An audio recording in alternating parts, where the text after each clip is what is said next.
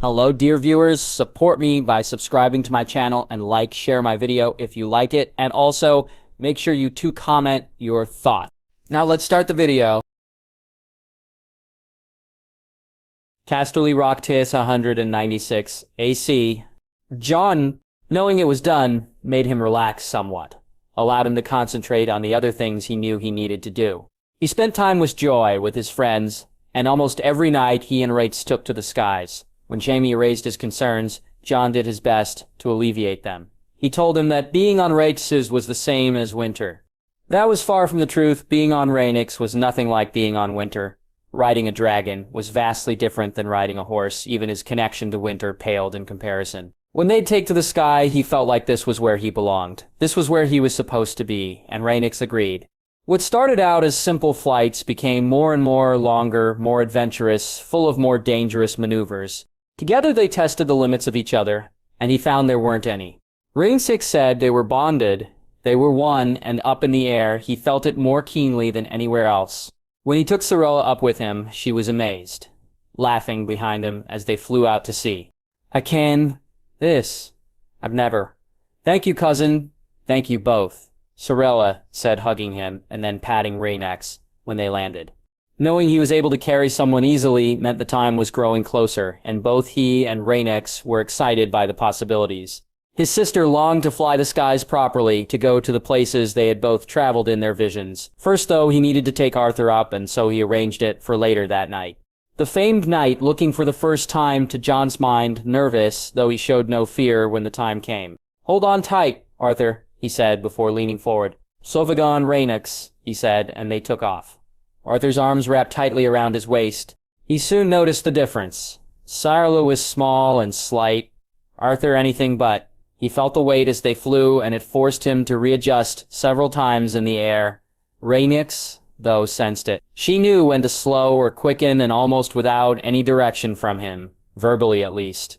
She did so. Soon he felt more comfortable, and they began to do some of the things they usually did when flying together, more to get Arthur used to them than anything else.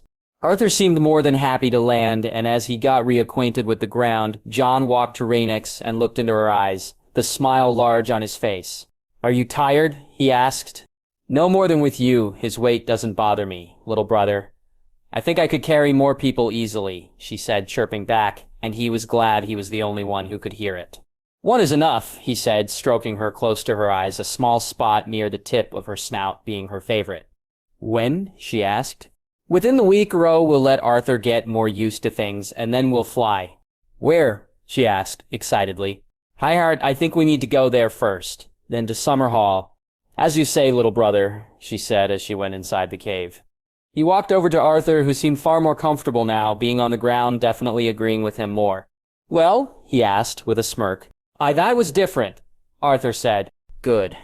We'll fly again tomorrow, he said, and saw the knight roll his eyes. As you command, my king, Arthur said, and he chuckled. We need to be ready, Arthur. We've many places to visit, he said, and Arthur nodded. He asked Loras to come see him later that night, and told him that he'd take him up on the morrow, his friend excited by the prospect. Not so much by what he told him next, though. I'm going to be gone for a moon or so, Loras. I need to Rogerance needs. We have to see, he said, and Loras looked at him and nodded reluctantly. Be careful, Jon. I will, besides Arthur, will be with me and will be in the air for most of it, he said, and Loras smiled, though there was no humor in it. I need you to look after Ghost for me. Loras, he'll spend most of his time with the others, with Joy and Cregan, but he'll come to your room. Can you watch him for me? Of course, Jon, you don't need to ask, Loras said. He spent more time with Joy, and was glad when Cregan, Ashara, and Jurian arrived back from Castamere. Joy hadn't been ready to travel with them once they'd returned from Highgarden. The girl missed the Rock, her friends, and Bolziri. So when they left, she stayed, and he was only too happy for the chance to be with her, knowing he'd be leaving soon. I need to go away for a little while, Joy. I need to fly, he said to her softly, as they sat in her room. Can I come? She asked excitedly. Not this time, but soon, Joy. Soon I'll take you up with me, he said, smiling. Promise? She said, making sure he wasn't jesting. I promise, princess, he said, kissing her forehead. Speaking to Jurian, he could see how happy he was. He and Ashara were together for true, now, and he wondered if there would be a wedding in the future. Ashara too seemed far happier, and Jon felt his heart swell for her. She had loved once and lost, and he was happy she'd found it again, knowing how difficult it must have been for her. He spent the night before they left writing out letters, one for Richard and one for Marguerite. He went over plans with Jaime and spoke to Ariane before inviting Tyrion to the caves to speak to him. The two of them walked slowly across the sand, and he could feel Tyrion's desire to both be here and be elsewhere, the two sides of his heart calling out to him. "You love her, don't you?" he said, and saw Tyrion look to him. The smile and small nod he gave him enough for now. "I wish you nothing but the best, uncle, you know. That right?" "I know, Jon. Tyrion stuttered. "Tell her, uncle. Tell her it all," he said, his hand on his shoulder. "What if?" "She won't. But I know how hard it is to keep things from someone you care about, someone you love. It eats you up inside, uncle. Tears away at you, and this is not something you can hide. It's almost time," he said, as they reached the cave. "I can feel him, Jon, in my head. When I close my eyes, he wishes for it so badly to fly with me." Tyrion said, his excitement clear. "I know, uncle. When I get back, we can practice, and then you can take Logran up yourself." Both of them stood in the cave, and for anyone outside looking in, the only differences they'd see was size. How they stood with the dragons, leaned into them, the expression on their faces, while they shared no physical features. Right now, at this time, and in this place, it was clear they were kin. The first and soon to be the second Dragon Lord in over 100 years. The next day, he sparred with his friends and spoke to Walder and Jorah. He went and visited Daisy and Joanna, even holding the little girl who was growing so fast.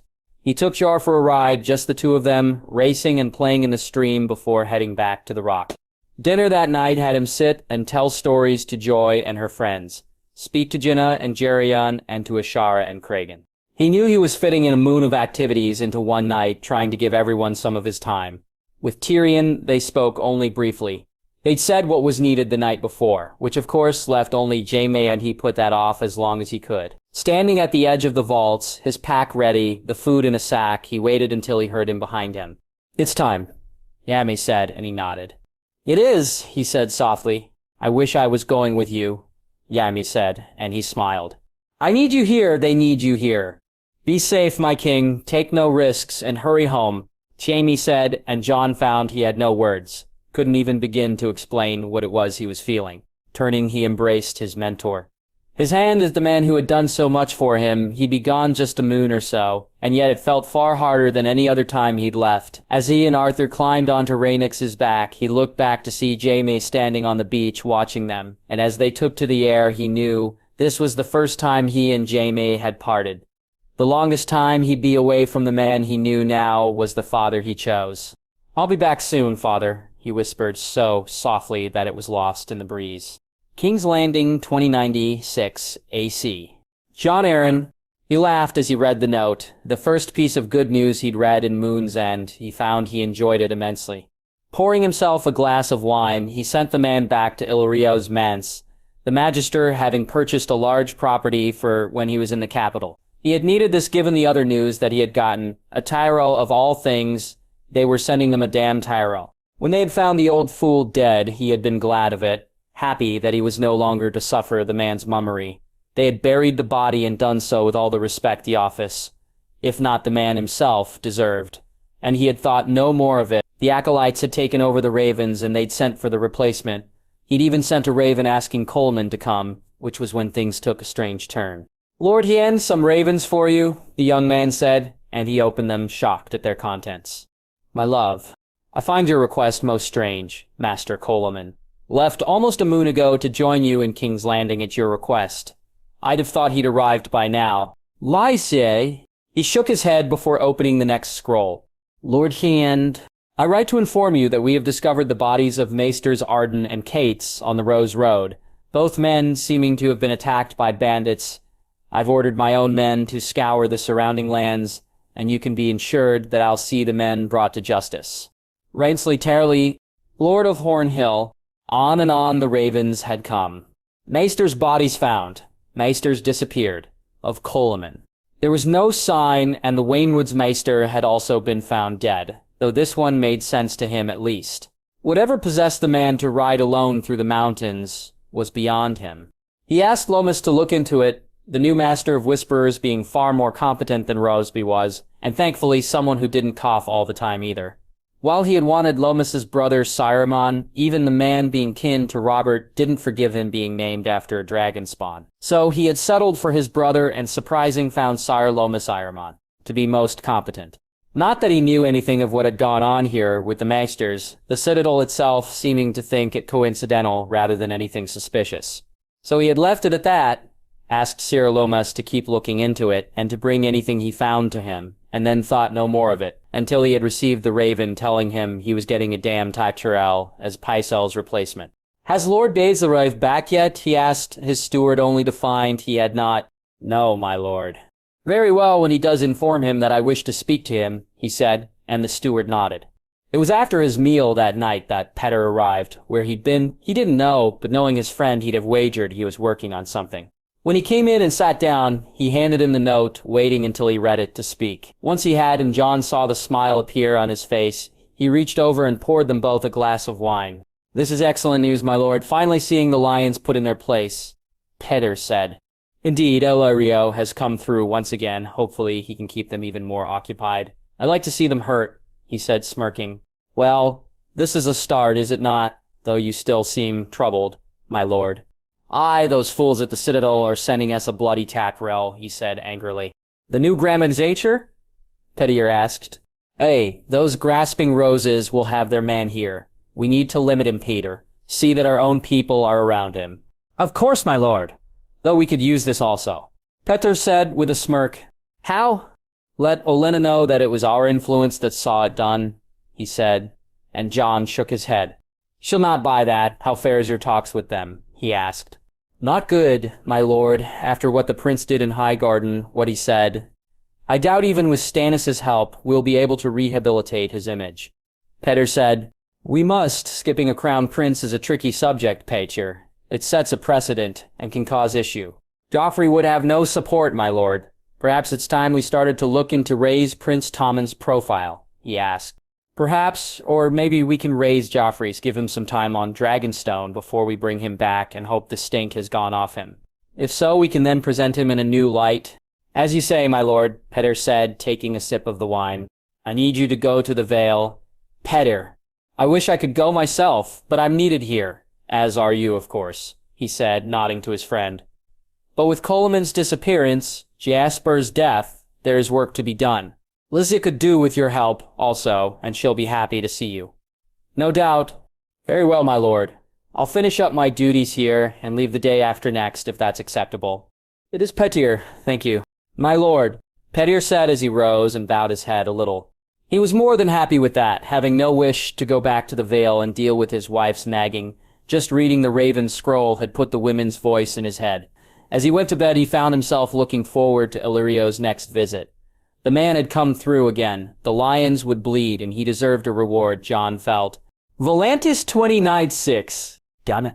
She listened as Shera, Sandor, and Kinvara spoke of the boy who'd come to find her.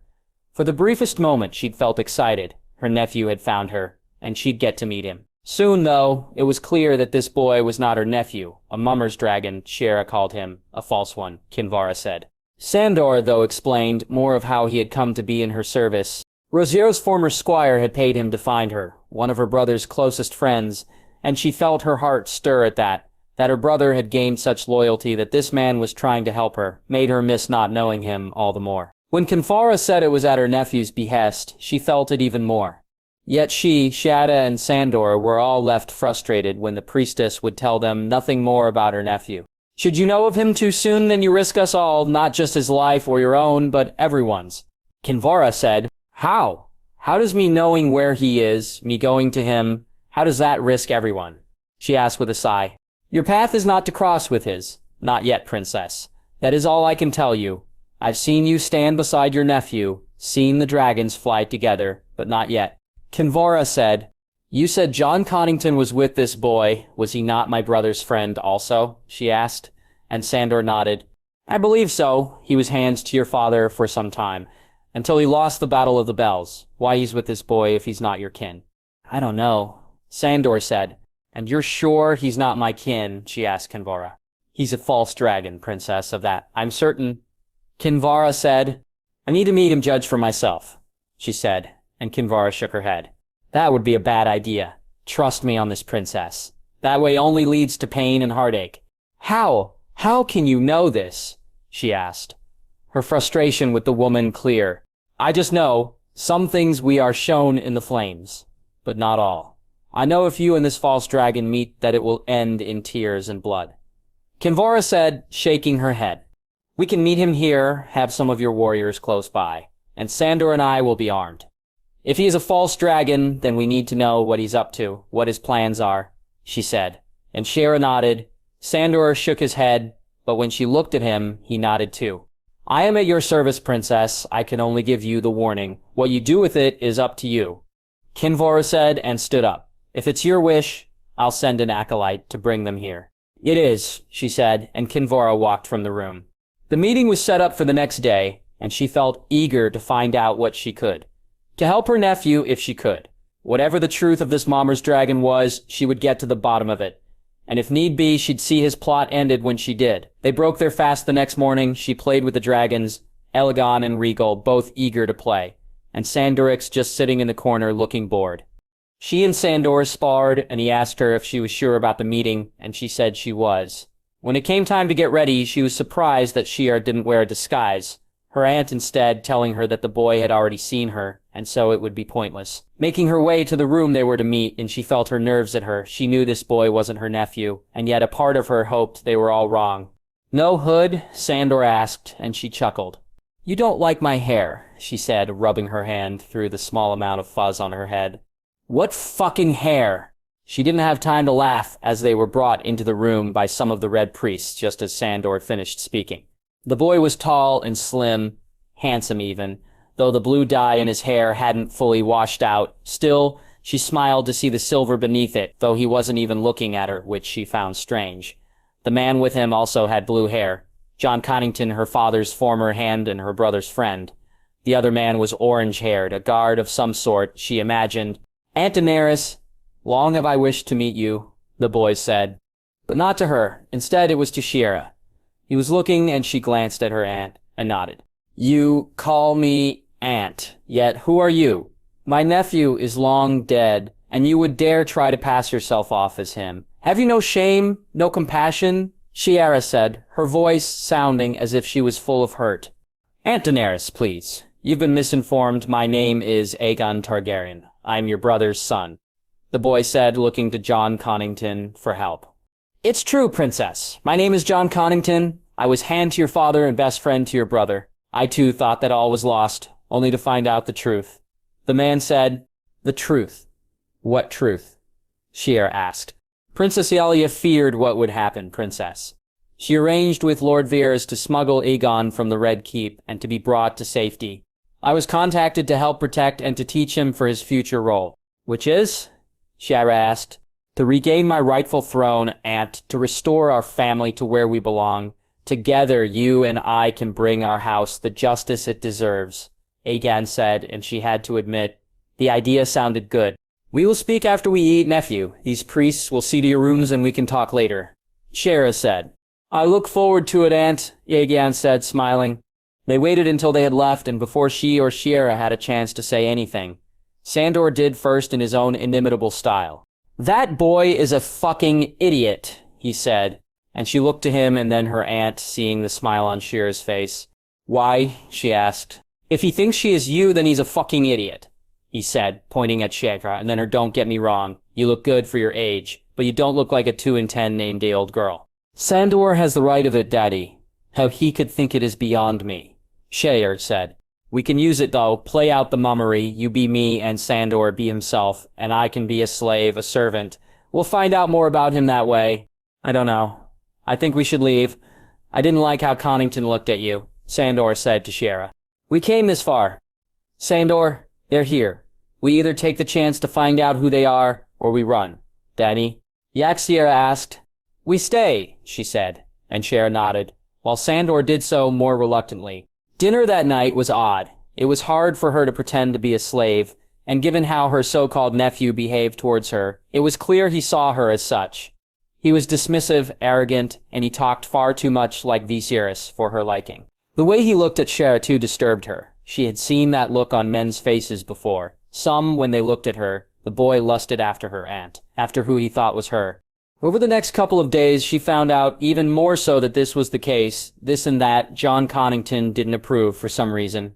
Sandor keeping so close to her aunt seeming to annoy the man. At first, she had put it down to the fact that Aegon wasn't allowed to be alone with her aunt. More and more, though, she was starting to think that wasn't the truth at all. "You girl, how long have you been with my aunt?" Aegon said to her one morning when he was sparring against the orange-haired man, Dany ignoring him as she walked away. "I spoke to you, girl," Aegon said angrily. Dany kept walking and felt his hand grab her from behind, his fingers digging into her skin. The knife was inside her dress, and she could grab it easily, but she played along. "Forgive me, master, I did not hear," she said, and he sneered at her contemptuously. "You're lucky you're not mine. Answer the question," he said. "Almost a year, master, she saved me from my last master. He was a cruel man," she said softly. "Did you hear that, duck? My aunt saved her," he said, and she felt her anger threaten to boil over. The look on his face and the way he spoke to her, annoying her immensely. She moved to walk away, and he grabbed her again, looking at her before smirking. When he let her go, and she rushed off towards where Sandor and Shiera would be. "Women, they're too soft, duck," she heard him say as she left, and she laughed at it. If he touched her like that again, then she'd show him how hard a woman could be. She found Jon Connington sneaking around their rooms, saw him trying doors, and when she spoke to the others that night, she had to tell Sandor to let it go. Her loyal protector threatening to gut the boy and his fucking friends. Over the next week, they found out little Aegon became louder and more annoying, and it was beginning to be clear they were wasting their time. They thought nothing of it when the orange-haired man, Duck, started going back and forth to the boat, glad as if anything it gave them one less to watch, and while Jon Connington had stopped trying to get into their rooms, he had started to look at her way too much, his gaze causing her some concern. Why and how things came to a head, she wasn't sure. Aegon had been annoying as always, and had tried to touch her aunt, though she wasn't sure it was that alone, only that she'd had enough, and called for them to join her. "You called for me, aunt?" Orjane said to Shera Jon Connington standing beside him. "You really are a fool," Dany said, and he glared at her angrily. "And I know this girl is your servant, but I'll not be spoken to by a slave this way," he said, moving forward, only for Sandor to do likewise. "A foolish boy. What's your excuse, Lord Connington? A boy may not know better, but someone who claims to have been my brother's best friend should. Or are you two as blind as this false dragon here?" she said, and saw the confused look. Aegon shot Jon Connington. "No, I'm well aware of your games, princess. I was wondering when you'd show yourself for who you are and why you'd play them when we came to you as friends." Jon Connington said. "Jon," Aegon said, his voice shaky. "That's right, Aegon. If that's even your true name. Mine, however, is true. I am Princess Daenerys Stormborn of House Targaryen, and you boy are no nephew of mine," she said, and saw the angry look he gave her, smiling at him and shaking her head. "A false dragon, a mummer's dragon, and this is who you serve, Jon. This is how you honor Rhaegar," Shiera said. "I am true. I'm a dragon, the last dragon." "A last dragon," again said spittle coming from his mouth. "You are no dragon, and you are no longer welcome here. Begone, and be glad I let you walk from here with your lives. When next we meet, you'll not be so lucky," she said as she moved away. The sound of the slap was heard around the room. As was the spears, the fiery hand pointed at the man and boy. She turned back around to see Sandor standing in front of her and Aegon laying on the floor, blood coming from his lip where he'd been hit. Jon Connington looked at them with fury in his eyes, but he was outnumbered, outmatched, and so he helped Aegon up and practically dragged him from the room. "Was that too much?" she asked, and saw Sandor's smirk and Shera's little nod, though her aunt seemed somewhat concerned also. Kinvara arrived a few minutes later, and she watched as she used a cloth to wipe the blood that had fallen on the floor. No more than a few drops, but enough it seemed for what she wanted to show them, and she bid them follow. Standing in front of the brazier, she held the cloth in her hand and turned to them before she spoke. "There is power in King's blood," she said, as she dropped the cloth into the flames. Nothing happened. The cloth just burned normally. No extra flames or light, and Dany nodded as she welcomed the proof. She felt it then, the anger, the sorrow, the call, and she ran from the room, Sandor and Shiera running after her. down the corridors and out into the courtyard. And when she got there, she knew why Duck had gone back to the ship, and she felt such a fool. Denis, what is it? Shier asked as Rhaegar and Elegon flew towards them. Sandorix. They've taken Sandorix. They've stolen my son, she said as the tears fell from her eyes.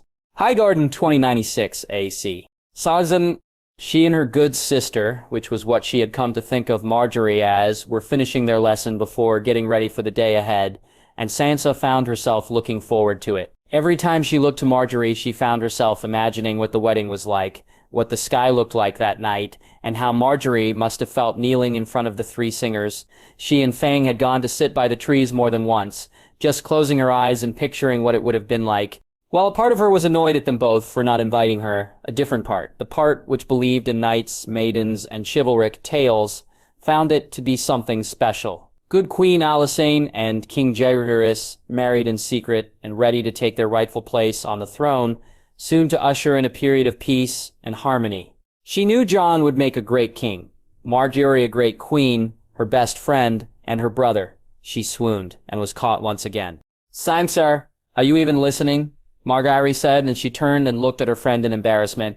What she asked, and tried not to giggle at Margaery's put-out look. I said we have arrangements to make, Garland and Leonette the wedding, remember? That's moons away. I'd rather talk about another wedding, she said, looking to Marjorie, and seeing her shake her head. She was surprised to see Margaery hand in her writing to Maester Lamis, even more so when her friend walked from the room. Handing in her own, she hurried after her. Finding her sitting on the window seat that overlooked the garden below, she took a seat beside her and said nothing, just waiting to see if Margaery would speak, something she did not do for quite some time. Marge, she asked softly after a little while. What? Oh, it's nothing. Marjorie said, and she wanted to push. More than anything, she wanted to ask her what it was that was upsetting her, but she instead just sat in silence until it was time for lunch. Margaery seemed more like herself during lunch, happier, and they along with Eleanor and Mira gossiped about nights and balls, about the wedding and Sansa's upcoming name day, and who may or may not come to both. She expected Margaery to get upset when Loras and Jon's names were brought up. Eleanor being sure they'd both come for the wedding, and Mira even suggesting they could come for Sansa's name day also. Margaery, though, just smiled and suggested that they'd come if they could. And Sansa was sure she was holding things in, that she was trying not to build her hopes up. This became even more clear to her later on when Margaery begged off from going to the gardens, Eleanor and Mira then deciding to go into the town, leaving Sansa with nothing to do for the rest of the day. You look bored? She heard Willis say as he walked up to her, as she was sitting on the grass. Fang running through the open spaces ahead of her. I had not expected to see you today, she said as she looked up at him. I'm bored also. Join me, he said, holding out his hand, which she took. Despite the wedding being a couple of moons away, Lord Mates and Lady Ackley were keen to do it right, so between the plans they made and the visits to Lady Leonette's family, it had left Willis with even more to do than usual. While they still took their walks together, they'd been less frequent and she'd found herself missing them terribly. As they walked to the bench where they would usually sit, though, she soon found her boredom a thing of the past. Where is my sister today? Willis asked when they sat. She's not. Sansa. I know about her, and Jon, the wedding, he said, and she breathed a sigh of relief. I think she misses him even more now, she said, and he nodded. I think you're right, and you... Me? She asked, surprised. How do you feel about the fact your brother and my sister are married? Willis asked with a small smirk on his face. I wish I could have been there, that we all could... Gods, why didn't they just tell us? She said. Her voice full of frustration, and as she heard Willis chuckle, she frowned at him before she too began to laugh. Because then they'd not have been able to, she said a moment later. Aye, they're good together. They will be good together, Willis said, and she nodded. Can we go hawking again? She asked, biting her lip. I promise not to cheat this time, she said when he took some time to answer. You cheated? Really, Sansa? What were you thinking? He said, and she looked to the ground before she realized he was jesting. You're so mean, she said, slapping his shoulder, though not very hard. Aye, I'd like to go again tomorrow, he asked, and she nodded. She was surprised by how long he stayed with her, both of them sitting and talking about various things and just enjoying each other's company. He asked her more about her warging, and she told him what Jon had said about the birds, while also at the same time showing him just how easy it had become for her. They talked about Garland and Leonette's wedding, and she found herself pleased by just how happy he was for his brother, how proud of him he was. When they were walking back, she laughed when Fang walked between them, the wolf allowing Welles to pat her head repeatedly, and even looking up to him every so often in order for him to do it more. While Fang was friendly with all the Tyrells, even with Olenna, who seemed almost fearful of the wolf at times. She was especially so with Welles and Margaery, something Sansa wondered about. "Well, my lady, it seems I must bid you farewell. I'd say until the morrow, but no doubt we'll see each other tonight at dinner," Welles said, and she giggled when he bowed and kissed her hand. "Why, thank you, kind Sarahs. I shall look forward to our future adventures together," she said with a curtsy, giggling. Some more at the laugh that came from Welles when she did so. "Now I really should run. No doubt, my grandmother will be most displeased." "I've not been working today," he said. And she was about to say how sorry she was for distracting him when he rolled his eyes, making her laugh fully this time. She watched him walk away, the cane hitting the ground with each step, and she found herself hating the thing. Some people looked down on Welles, she knew. She had heard something Randall Tarley had said during the tourney, and had she been closer, she'd have given him a piece of her mind. But he had left before she was able to. They thought him lesser because of his injured leg, and in doing so, they missed what made him so very special. His mind was as big as his heart, Sansa thought, and he was far better than most of the men she'd met since she came to Highgarden. As she made her way to her room, she found herself thinking on the wedding once again. She looked forward to it and to the one that Jon and Margaery would no doubt have in the future. Quickly finding herself thinking of dresses, balls, and feasts, and of how the brides would look. Opening her door, though, she found herself thinking on Welles and cursing the cane once more. Were it not for that, then, he'd be able to dance at those weddings, and she'd then be able to dance with the man she wished to. Casterly Rock 2096 AC. "Oh, Jenna." She had been called to speak to her nephews and brothers, a full family meeting, and she found herself excited by it. It was rare they all sat down and spoke together. They had meals where they all ate together, and each of them met regularly. But an actual sit-down meeting was a rarity. As she walked to Jaime Solar, she wondered what it was about when she'd first been told her nephew wished to see her. She had worried, had something happened to Jon? Was this to do with Tyrion and Arianne Martell? Both of those things made her nervous for different reasons. She quickly put her fears about Jon out of her mind. It was too soon for anything to have happened with or to him. Jon had only been gone a day or so, and she'd seen Ghost that morning with Joy and Loras. And the wolf looked unworried, which then had her mind running to Tyrion and Arianne. Was something happening there? Something more than she already knew. They had not been subtle, either of them, and she'd found the girl herself to be a bit of an enigma. How she dressed, acted, had she not met Oberyn already, she'd have found it scandalous. Having met her uncle, though she could see where Arianne and he were so much alike in certain ways, she had feared that the girl was just using her nephew, but when she'd looked closer, it was little things that made her think there was more to it than that, and the talk she'd had with the girl had helped also. "Are they all inside?" she asked Pharaoh, who nodded, and so she walked into the room. Kevin looked agitated. Jaime and Tyrion, too, while Gerion just seemed bored. Her brother, though, had been getting that look on his face more and more lately. Unless he was with Ashara Dane, that was. She had to bite her cheek to stop herself laughing at the image in her head. 3 lovesick fools and Kevin, she thought as she took her seat and waited for Jaime to speak. Though it was Kevin who did so. 2 shipments of ice, 1 of wood, and a larger shipment of wine, all in all, a little over 50,000 gold dragons, were down. Kevin said, and she looked to him. "What?" she asked, confused.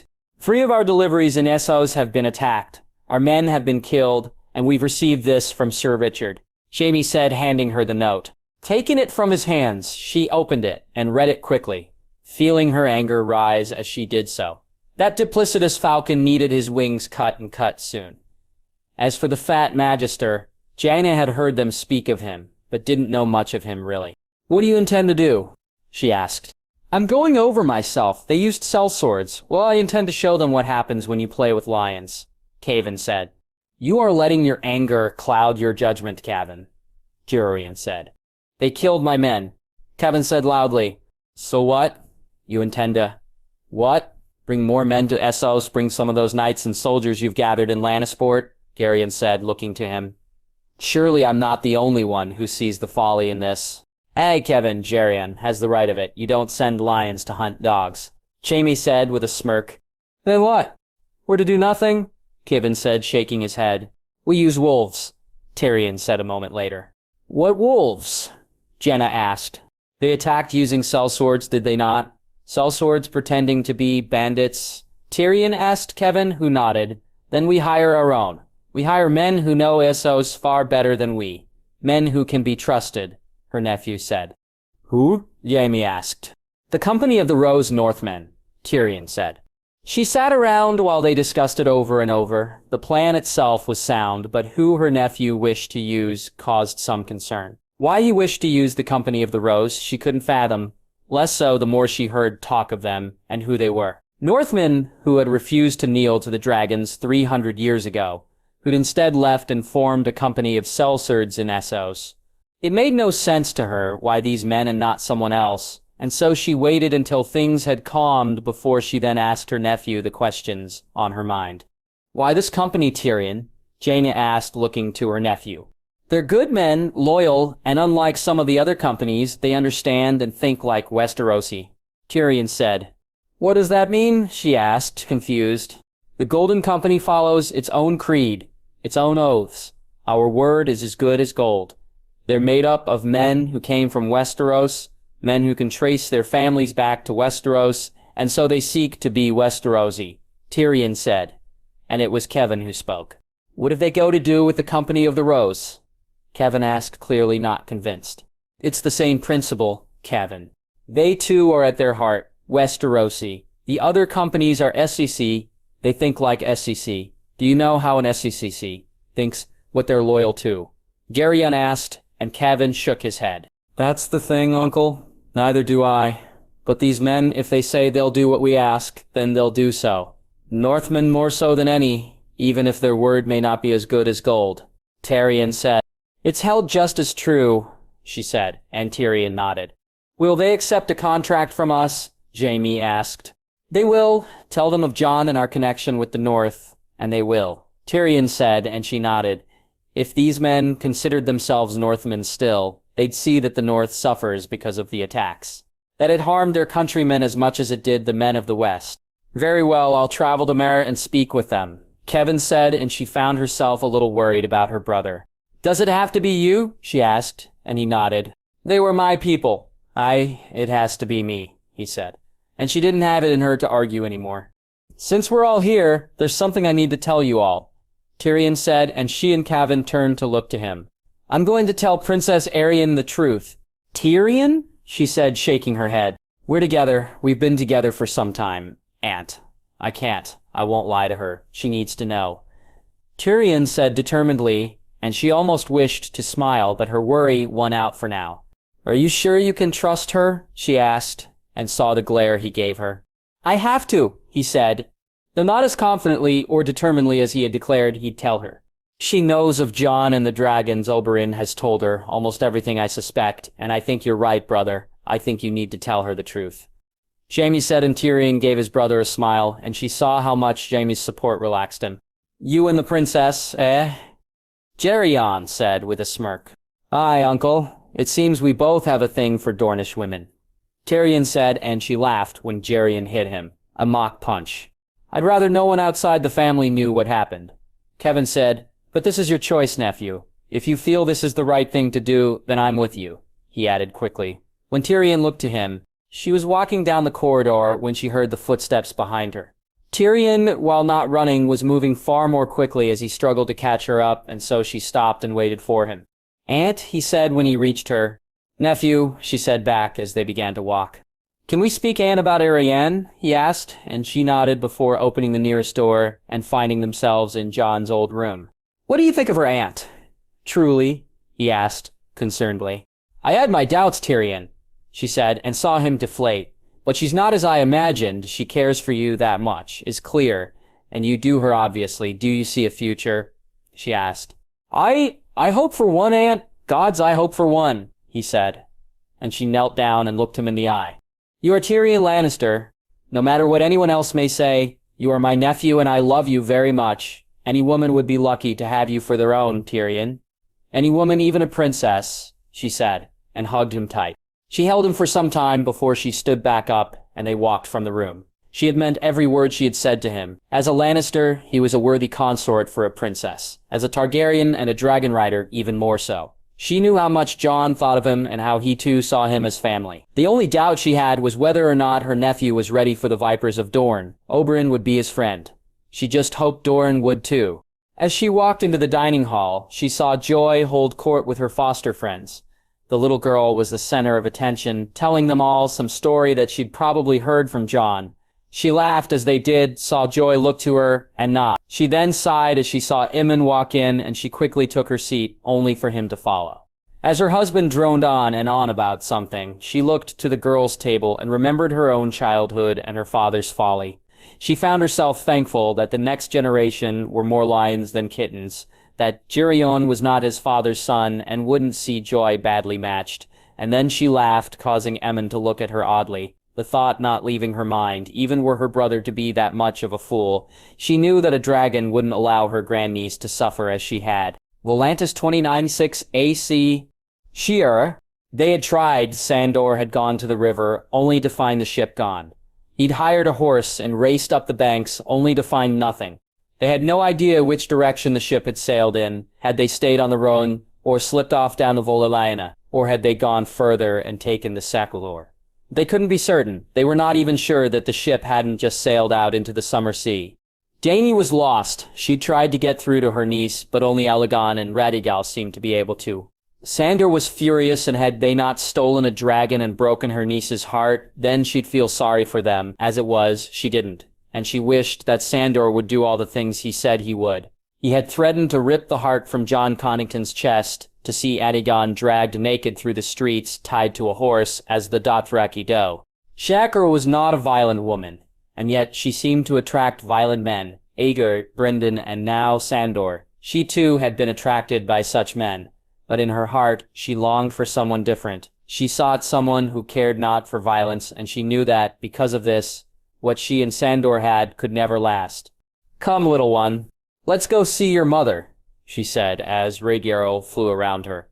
She walked into the room to find Dainty curled up on the bed, Aegon laying beside her, and Rhaegar soon flew over to join his mother and sister. Shara too wasted no time in joining them, laying down behind Dainty and softly stroking her arm, whispering in her ear that they'd find him, that they'd bring her son back to her.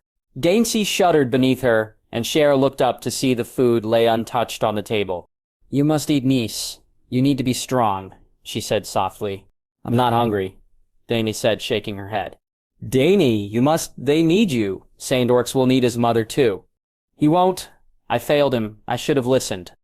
"I failed him," Dany said as she began to sob. "You didn't, I didn't. We both thought it right, and I'm a lot older than you, so if anyone's to blame, it's me," she said. Though Dany wasn't listening. She was actually relieved when the girl seemed to wear herself out from crying for so long. Dainty falling asleep as she held her getting up from the bed, she asked one of the acolytes if the dragons had been fed. She'd given Rhaegar a little that morning, but she thought she could feel their hunger. The girl arrived back a few moments later with the plate of meat. She quickly divided it up and called the dragons to her. Rhaegar came quickly, Aegon a little more hesitantly, and she saw the dragon look first to Dany and then to the meat before she took to the air. They no longer needed to tell the dragons to produce their flames when eating. It was almost as if once they had done it, they'd unlocked the door, and now they did it at will. She stroked both of them as they ate, Rhaegar leaning into her touch, while Aegon was more reluctant. "The princess sleeps," she heard the voice say from behind her. "She does. You've found nothing?" she asked without turning her head. "The flames only show me the three of you riding, while the dragons fly," Kinvara said.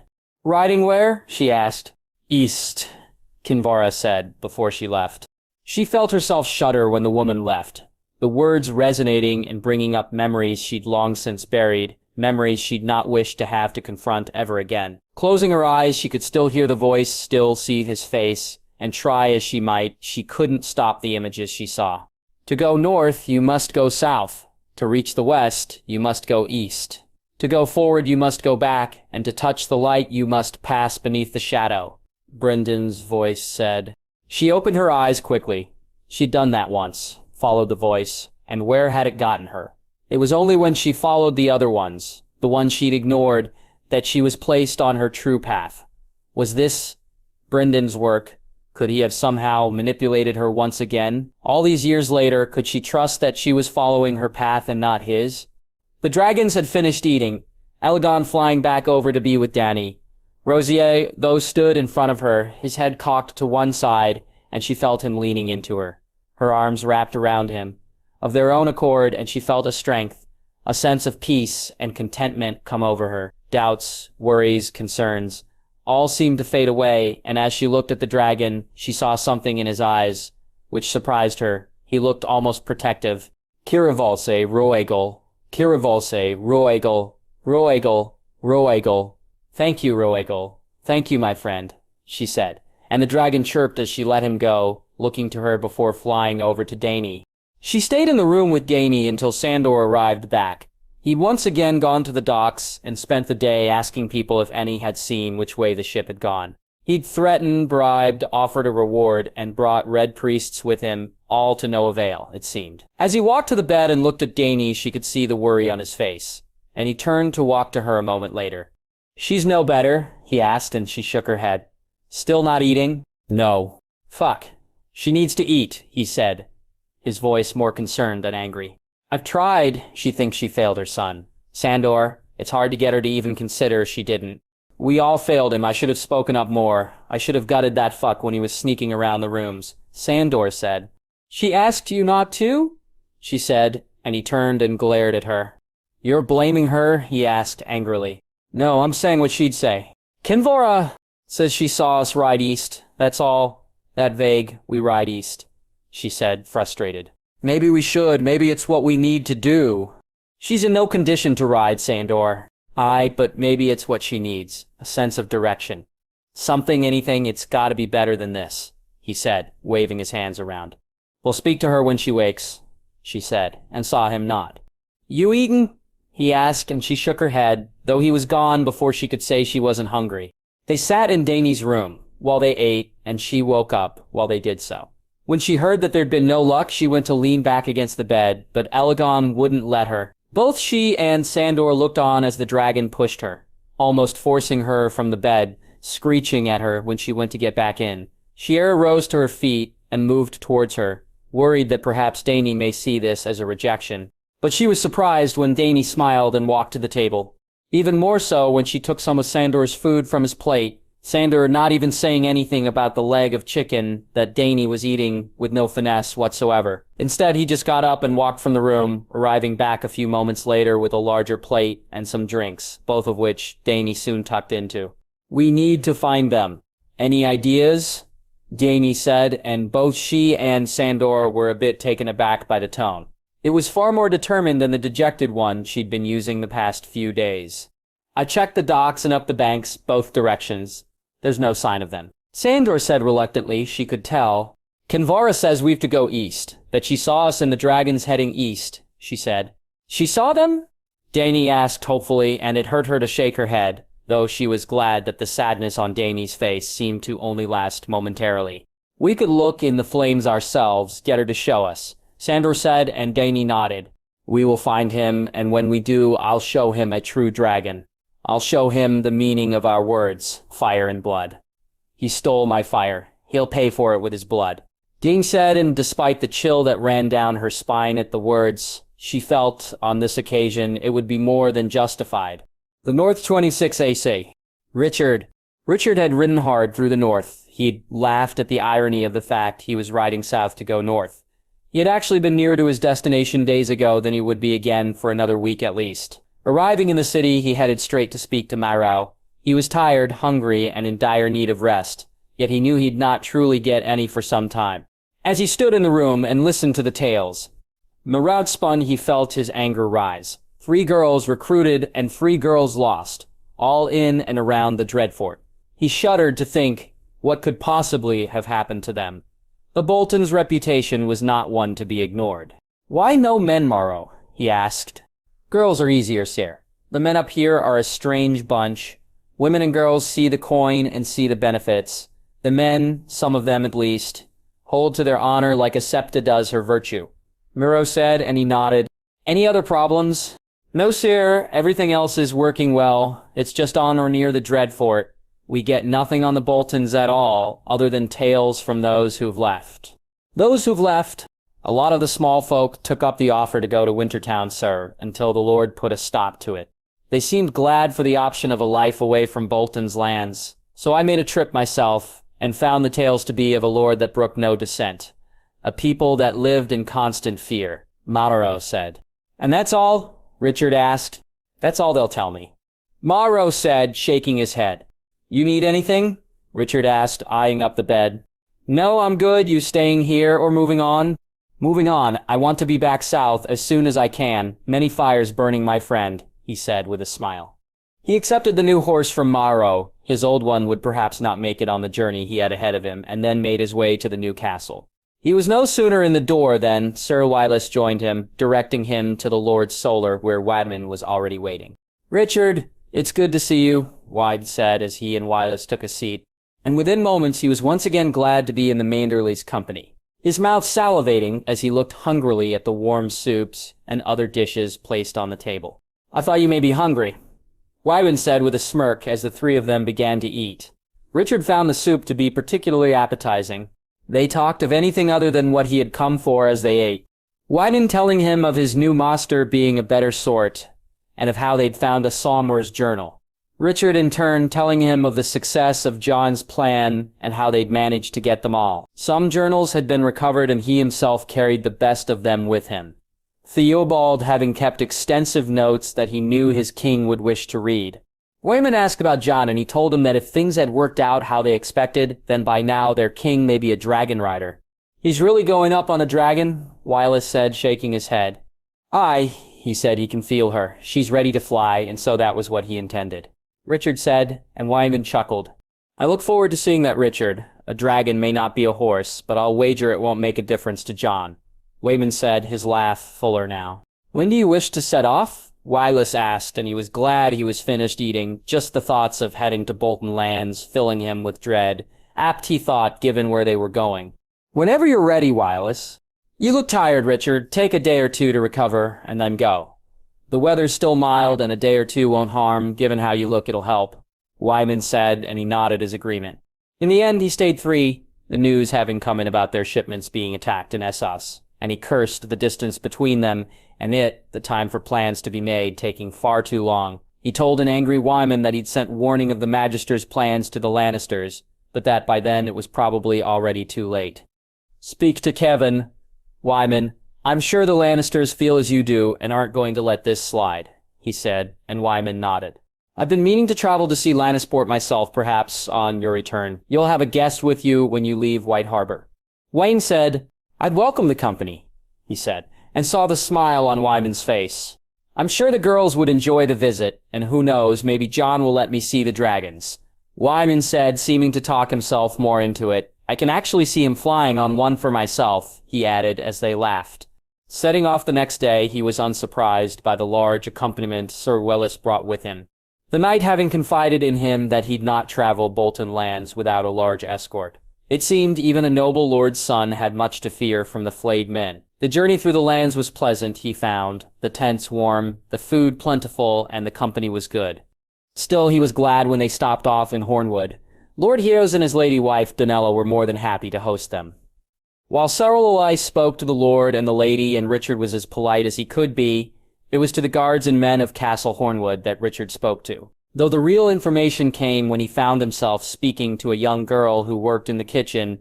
Which don't go near the Bolton Lands, me lord, never. Me ma says I've not to ever travel that way. The girl Kara said. Why not? He asked. Girls don't last long up there, me lord. The hounds get 'em, she whispered, and he could see the fear in her eyes, and not wishing to upset her any more, he left it at that for now. Here for your trouble, he said, handing her a handful of coppers. The smile on her face making the feared look from earlier seem but a distant memory. He talked to 1 or 2 other girls and to an older woman.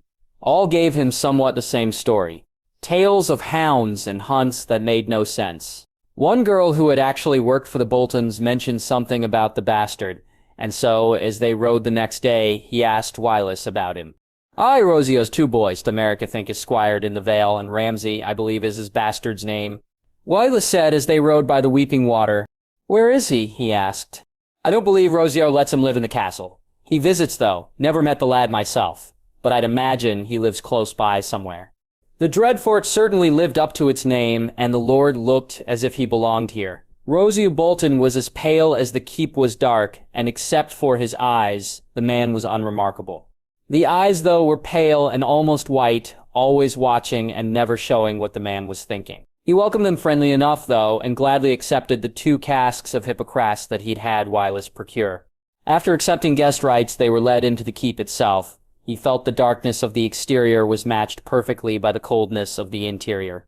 There was barely any light, and the shadows danced wherever you moved, all in all creating a feeling of foreboding, be it by design or default. They were brought to the Great Hall, and it had to be the worst example of one he'd ever been in. Dark, smoky, and as he looked around at the torches, he could see what looked to be skeletal hands holding them in place. I'm sure you'd like to get settled, and we'll feast tonight, but your raven intrigued me, Sir Wylis. That and your friend's business, Sir Lay, is. Is it? Rosier, and he spoke so softly that were they not directly in front of him, he'd not have been heard. Just obvious, my lord, he said, and Rosier nodded, a barely perceptible move of his head. As you know, my lord, my father and Lord Yane have a long-standing business arrangement, one which Al Yane would like to extend to House Bolton, and one my father is more than keen to see your lands and people benefit by. Sir Wylis said, and Rosier looked at him, not saying a word. We find ourselves expanding even further in Essos, my lord, in need of even more supplies, and your lands are fertile in timber and furs, are they not? He said, and the lord turned to him. And yet it's only now you come to me, Rosie asked softly. Indeed, other deals were negotiated based on a variety of reasons, my lord, not as a snub to House Bolton or yourself, he said, and felt discomforted by the lack of reaction on the man's face. Even with our proximity to White Harbor, we're nearer than Carhold or Last Hearth, and yet we're one of the last to be invited to share this bounty. Rosier said, and with any other man it had been recriminatory. Yet with the Leech Lord, it was a simple statement. Young Jon negotiated those deals himself, my lord. Had the Small Jon and the Karstarks not gone to the tourney, had you been able to travel to Winterfell for the wedding then, perhaps we'd have been able to bring you in earlier.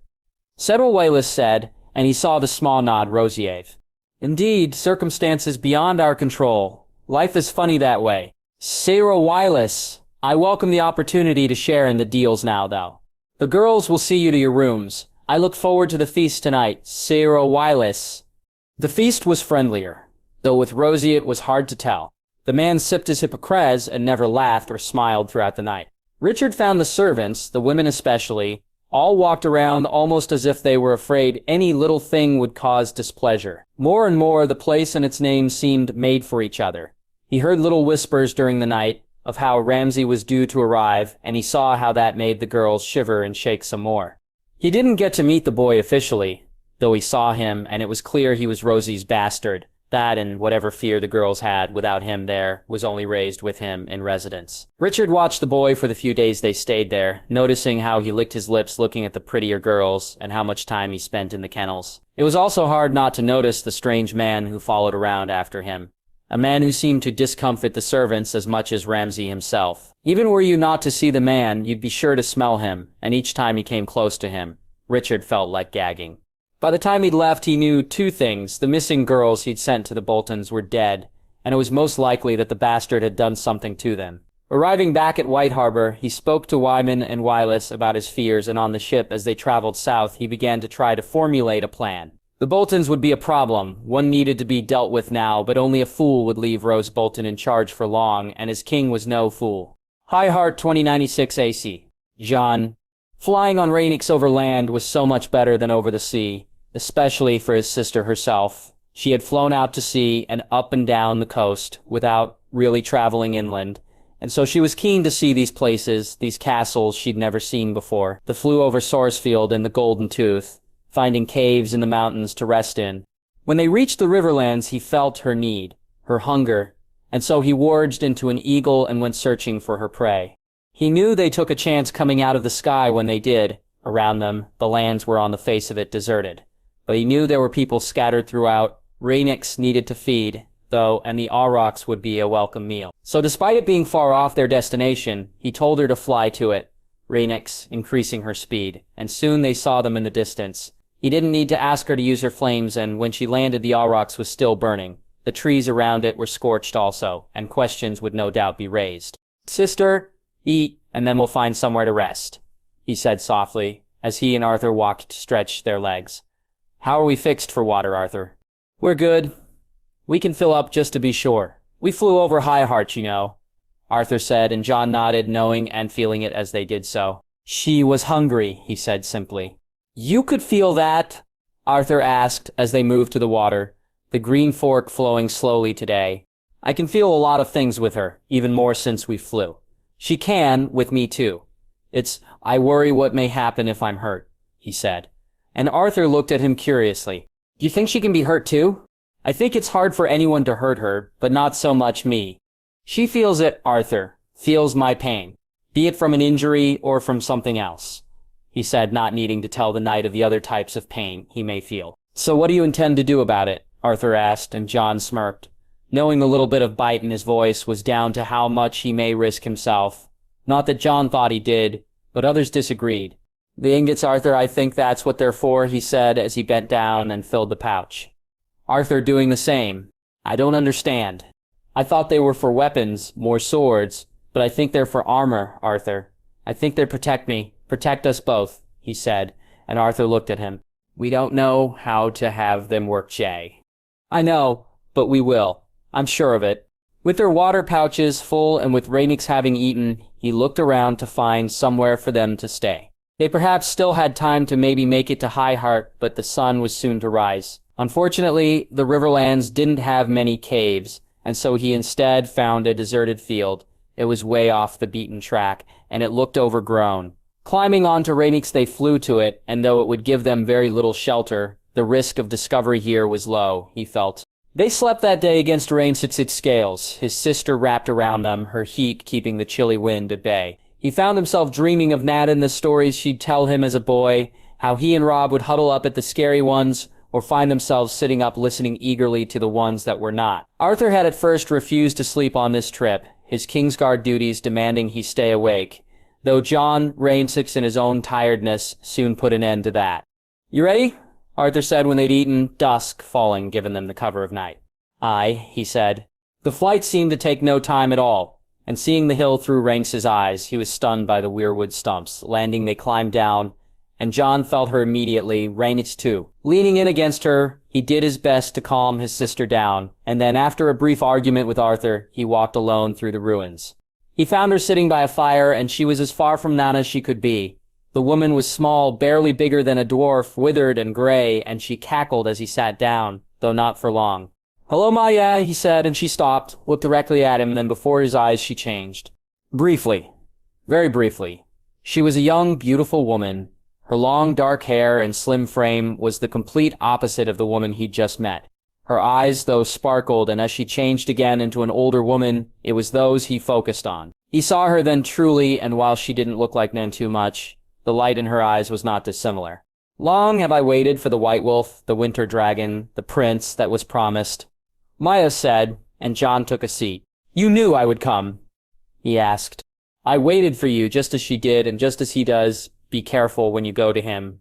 Jon Snow, for the gods have abandoned my brother, and he serves only himself now," she said as she picked up a stick and threw it onto the fire. "Blood Raven?" he asked, though he knew the answer. 1,000 eyes and one. Yet here he can't see, and you, he can't follow. Use that, Jon Snow. Use that, and don't hesitate when the time comes. You know why I've come.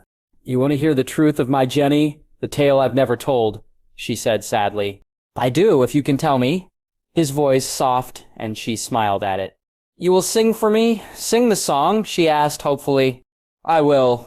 Life is strange, Jon Snow. Some things need to happen. Some things are meant to happen, and some lives are meant to be lived. Others are not.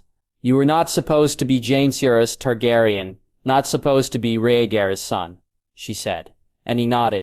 I don't understand. Who was I supposed to be?" he said, and she laughed, though it was a bitter one with no humor. "You were supposed to be Daeron," she said, confusing him. "Daeron? That's what my Jenny would have called you. She and Duncan would have named you, for the young dragon. But fate finds a way, and there are things not even the gods can change from happening, she said. And Jon looked at her, unable to find a lie in her face, knowing that she believed what she said at least. What was to happen? My Jenny carried a babe that would have been your father, but fates conspired. Masters plotted, and my brother would not allow the child be born. Even beyond the wall, Brynden had power and foresight, and the gods made a terrible mistake in granting him the opportunity to use it. A choice they gave him: suffer for his crimes or make amends. But Brynden was wallowing in grief and despair, in anger and hate, and they never saw that. Hubris, even the gods can be guilty of it. Jon Snow, see that you are not. I don't understand. If I was supposed to be born to Prince Duncan's line, to Jenny's line, then how come I ended up born to Rhaegar's? He lived my Jenny, and her babe did not, she said sadly, though not bitterly, he noted. But the gods are powerful indeed. A dragon was sent in a way you were took, held in its embrace until the time was right. Fire and blood was the call, Jon Snow, and fire and blood the demands. He looked to see the tears fall from her eyes and felt unable to move, to help, and so he just watched and waited. He felt her reach over and grab his hand, and they were no longer sitting by the fire. They were in the Red Keep, and he watched as a dark-haired man danced with a beautiful fair-haired girl with flowers in her hair. They were in a room, and the same woman and man cried over the body of a young man, his dark hair almost as long as Jon's own, and he longed to reach over to remove the stones from his eyes.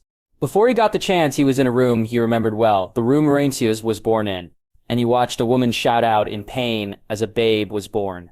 He looked on as she held the babe in her arms, as she closed her eyes and kissed the babe on the forehead. "My sweet babe," the woman said, and he watched as the life went from her and listened as the babe cried. He was in the courtyard of the Red Keep, the boy no more than 6. Standing there in front of him was a man wearing a white cloak, a younger man than he knew him as, yet he recognized him all the same. The man and boy sparred, the boy laughing as he got a hit in and scowling when his sword was knocked from his hand. "What did I say, my prince? Not to get cocky, Sir Barstan. Now let's try again."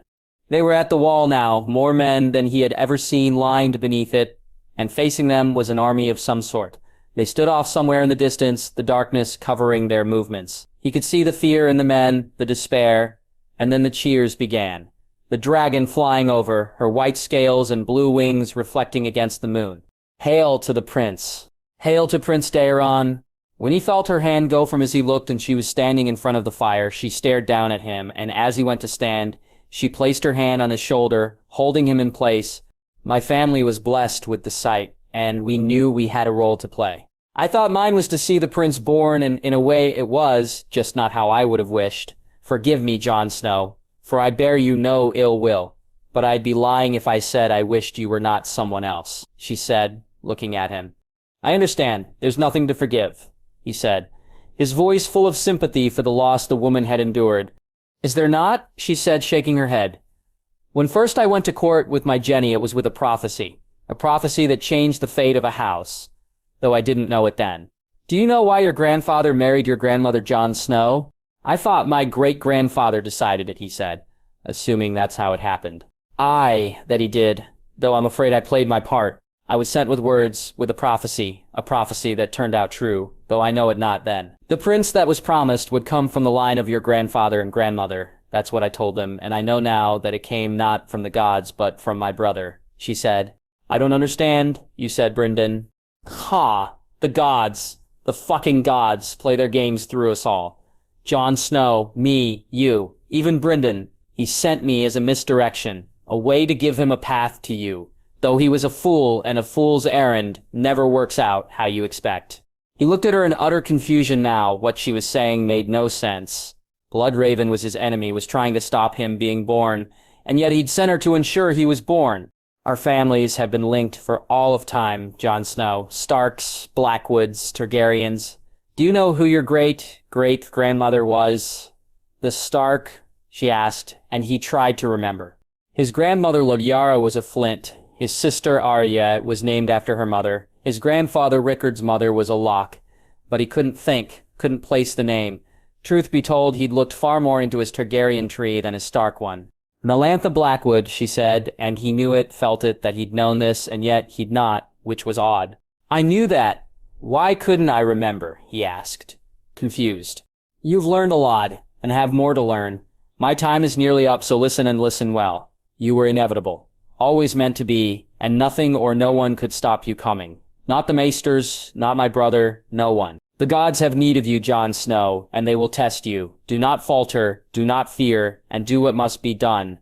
I will, he said, his voice full of determination, and the old woman sat down.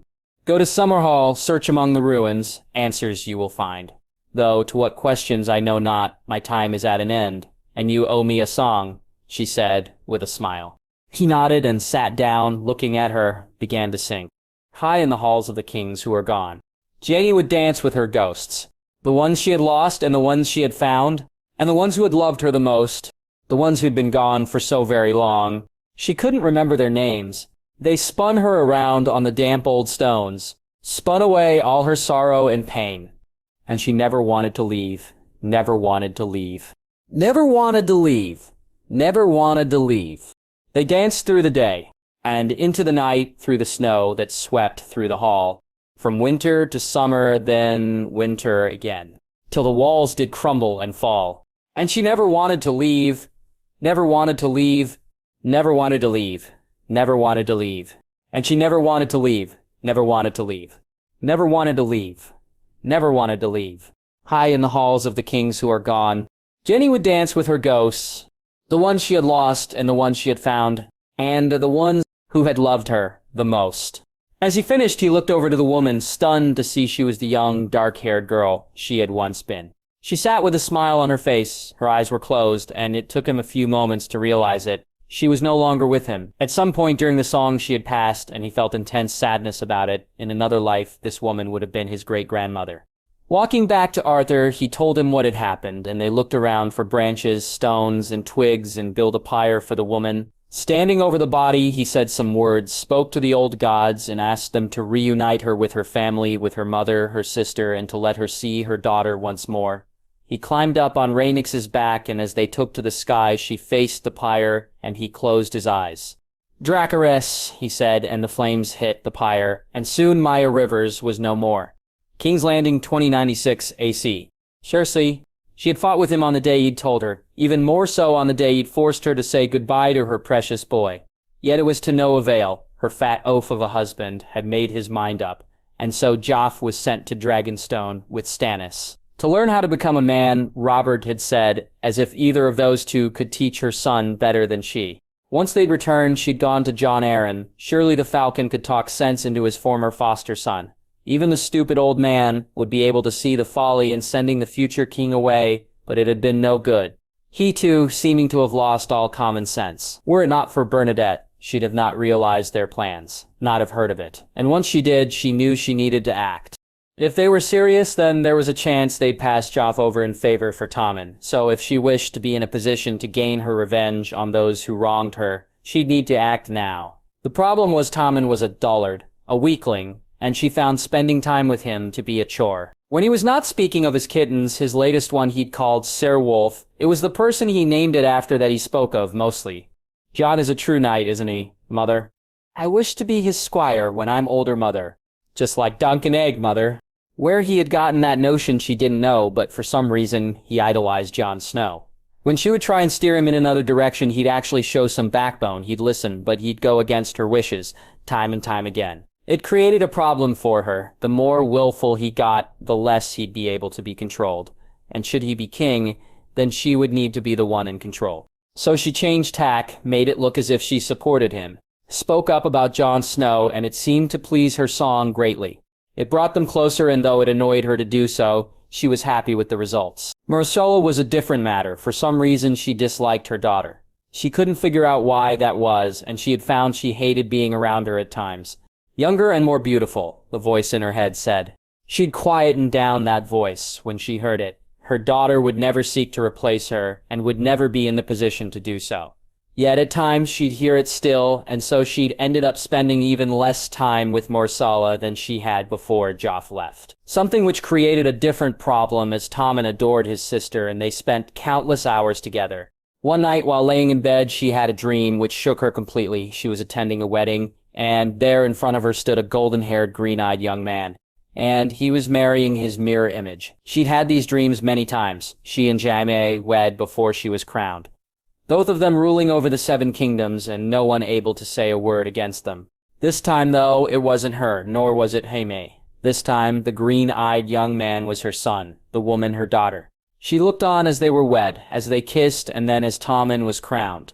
She watched as Myrcella sat beside him on a matching throne that was placed beside the iron one. A woman was brought in wearing a tattered dress, her hair tangled and her face covered in dirt, and Cersei looked on in horror, knowing it was her. "Mother, what say you to these charges?" Tommen said. "Why, mother, why?" Myrcella asked. "Younger and more beautiful," Cersei said loudly. Waking the next morning, she was in a cold sweat. She jumped from her bed, almost as upset that the wine had been cleared from her table. As she was about the dream itself, moving quickly into the next room, she poured herself a glass of wine, which she drank quickly. Then, pouring another, she walked over to the window. It was a dream, a nightmare. Something that couldn't come true. They were not Targaryens, and while she may have ignored the law if it had brought her Jaime, Robert hated the dragons even more than she now did. He'd not be seen to be anything like them. Even the merest mention of any connection set him off. It was why he'd refused his kinsman the role as Master of Whispers, and why she knew he'd not see their children wed to each other. Despite the fear which she still had, it was this thought which comforted her, and after a few more glasses of wine, she went back to bed and slept far more comfortably. Your Grace. Your Grace. She felt herself being shaken awake the next morning. What? She asked grumpily. It's afternoon, Your Grace, Bernadette said, and she nodded and asked for a bath to be drawn. Once she'd had her bath and was dressed, she asked for food to be brought and then felt ready for the rest of the day. They were naming a new Kingsguard today, and she had spent most of her true efforts for the past moon trying to ensure she got her choice named. It had worked, and she looked forward to the man's gratefulness, and to him then being named as her guard. Sire Justin Massey was the best choice from a bad bunch, as far as she was concerned. Jon Arryn had suggested an ugly man from the Vale, while Robert's own preference was for an even uglier one from the Stormlands. It had left her with no real choice or option. She needed it to be someone they'd both agree with, and so she picked a man from the Stormlands too. Your Grace, you look resplendent today, Bernadette said as they walked down the corridor. Cersei felt herself preen at that. She knew she looked good. But apart from Bernadette, even her other servants never told her that. There was a time when she was told it every day, when Taggart was alive or Davin was here, or further back when she and Jaime were as one. Now, though, she got told it only when people were polite. It was just another reason why she'd pushed for Cersei Justin's candidacy. The man was charming and relatively handsome, and when he looked at her, his eyes lit up. She missed that feeling, that sense of having a man under her control, of having a man want her, a man willing to be hers and to do what she wished him to do. She would mold Sir Justin into such a man. She felt a small tingle in her stomach at the thoughts of what else she could mold him into. Walking into the throne room, she smiled when she saw him, taking her seat and appreciating the look he gave her. Yes, she could mold him into what she wished, she thought, as the ceremony began. Dragonstone 2096 AC. Davos. Stannis was annoyed, and while that usually meant people kept out of his way, for Davos, that meant he'd be required to help placate his lord. That he knew the sense of his annoyance helped somewhat too. The prince having proved to be someone who constantly raised Stannis' ire. He'd heard that on the road to Dragonstone itself, the boy had whined and moaned. He'd refused to ride a horse for more than an hour at a time, and had spent most of his time in the carriage. He could only bet how much that and then the boy's reaction to his quarters on Dragonstone had irked Stannis. Luckily, he'd been off sailing on the Black Betha and had not been there to hear the argument, nor see the slap that Stannis hit the prince with. Though he wished he could have heard the reaction of his lord to being told he'd lose his hand for that, or seen the Kingsguard step backward at Stannis' knight's presence. This, though, was worse, much worse, and as he headed to the Lord Solar, he prepared for both being spoken down to and perhaps dismissed from his service. While he had not slapped the prince himself, he'd already lost enough of his hand, he felt. He had berated the boy. He'd also known that it would be the prince's story that Stannis, and worse for him, Solis, heard first. Is Lord Stannis within? He asked, and the guard nodded. He walked into the room to find Stannis standing at the window, looking out. His lord had his hands behind his back, and he could hear the grinding of the teeth from here. Standing by his chair, he waited until Stannis turned and found the quietness of the room to be almost overbearing. It took some time, and when he did, Stannis bid him take a seat. Once he had, he got ready to face whatever punishment his lord deemed necessary. "Tell me what happened," Stannis said simply, and to the point. A day earlier, he had been in the tower with Shireen and seeing the girl's downbeat mood had asked for it and gotten permission from Stannis to bring her to Aegon's garden. The weather was good and he knew she wished to be outdoors. He knew also that Celeus had kept her even more hidden away due to the prince's arrival. When he told her that they could go outside, she had smiled and, as always, he felt it deep in his heart when she did so. In the garden itself, she was playing and telling him of how Aegon had the garden built for him and his sister wives, and how they must have come here to get away from court. On a sunny day such as it was today, he felt that to be exactly what they would do. The pine smell, the soft breeze, even the cranberries which he picked and gave to Shireen, all adding to make it a peaceful distraction. "What have we here?" the voice called out, and both Davos and Shireen turned. And he immediately didn't like the look on the prince's face, and felt worse about the hopeful one on Shireen's. "Good morning, cousin," Shireen said with a smile. "Cousin? Oh, by the gods, you're my cousin, you, with that face." Joffrey sneered. "Come, my lady. Perhaps it's best we head back inside," Davos said as he saw the way her face had dropped. "Of course, Sir Davos," she said as she stood up. "That's right, Sir Davos. Take the freak inside. Something with a face like that shouldn't be seen in the light of day. She'd scare children, animals even." Joffrey laughed, and when he saw the tears in Shireen's eyes, it was enough. "You'd know full well being scared, didn't you? Piss you pants in Highgarden, all because of a large dog? What a brave prince you are," Davos said with a snort. "How dare you? I am your prince." "That didn't work out too well for you in Highgarden, did it? Claiming to be a prince, while showing the entire realm your true nature. Brave and true, you're not. Did you cry, my prince? Did you cry when the dog moved towards you?" "I'll have your head," Joffrey said. "I wish you good fortune, my prince. A coward like you will need it." He reached out and took Shireen's hand and moved, heading for the keep. "Sir Amanda, I demand you show this man what happens to those who speak to a prince that way." Joffrey said, his voice rising, and the knight moved forward. "Be sure to do it right, and then be sure to run Sir Mandan. I'm not a fighting man, but I'm a well-liked one, and you are alone on this island," he said, and saw the knight pause. "And as for this prince, be careful whose orders you take. The realm suffered a mad king once. Do you really think they'll accept another?" While Joffrey shook in his rage and the knight paused, Davos took the opportunity and he and Shireen left the garden. He was not a brave man, and what he had done was stupid. There'd be consequences, he knew, but he'd not see her hurt by the likes of that boy. Not if he could divert attention from her. He felt her hand grip his tightly, and as he led her to her room, he knew she was still upset. Once he reached it, he knelt down to look at her.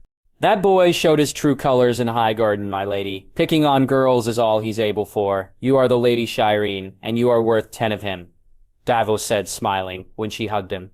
"Thank you, Serenine Knight," she whispered as she walked into her room. "Now, he said that to my daughter," Stannis said, and Davos nodded. "He did, my lord. I know what I said was above my station, and he said, but was interrupted. "Don't you dare apologize, Sir Davos. Come. I wish to show you something." He walked with the lord down to the sparring yard, the prince and his Kingsguard already standing there. The prince was holding a sparring sword in his hand, and Davos almost laughed. He was not a fighting man. But he knew many, and the way the boy held the sword was embarrassing. Around the yard, knights, ladies, almost the entire court of Dragonstone had been gathered, sitting in pride of place and waving at him when he entered, was Shireen, though Cetus grabbed her hand to stop her almost immediately.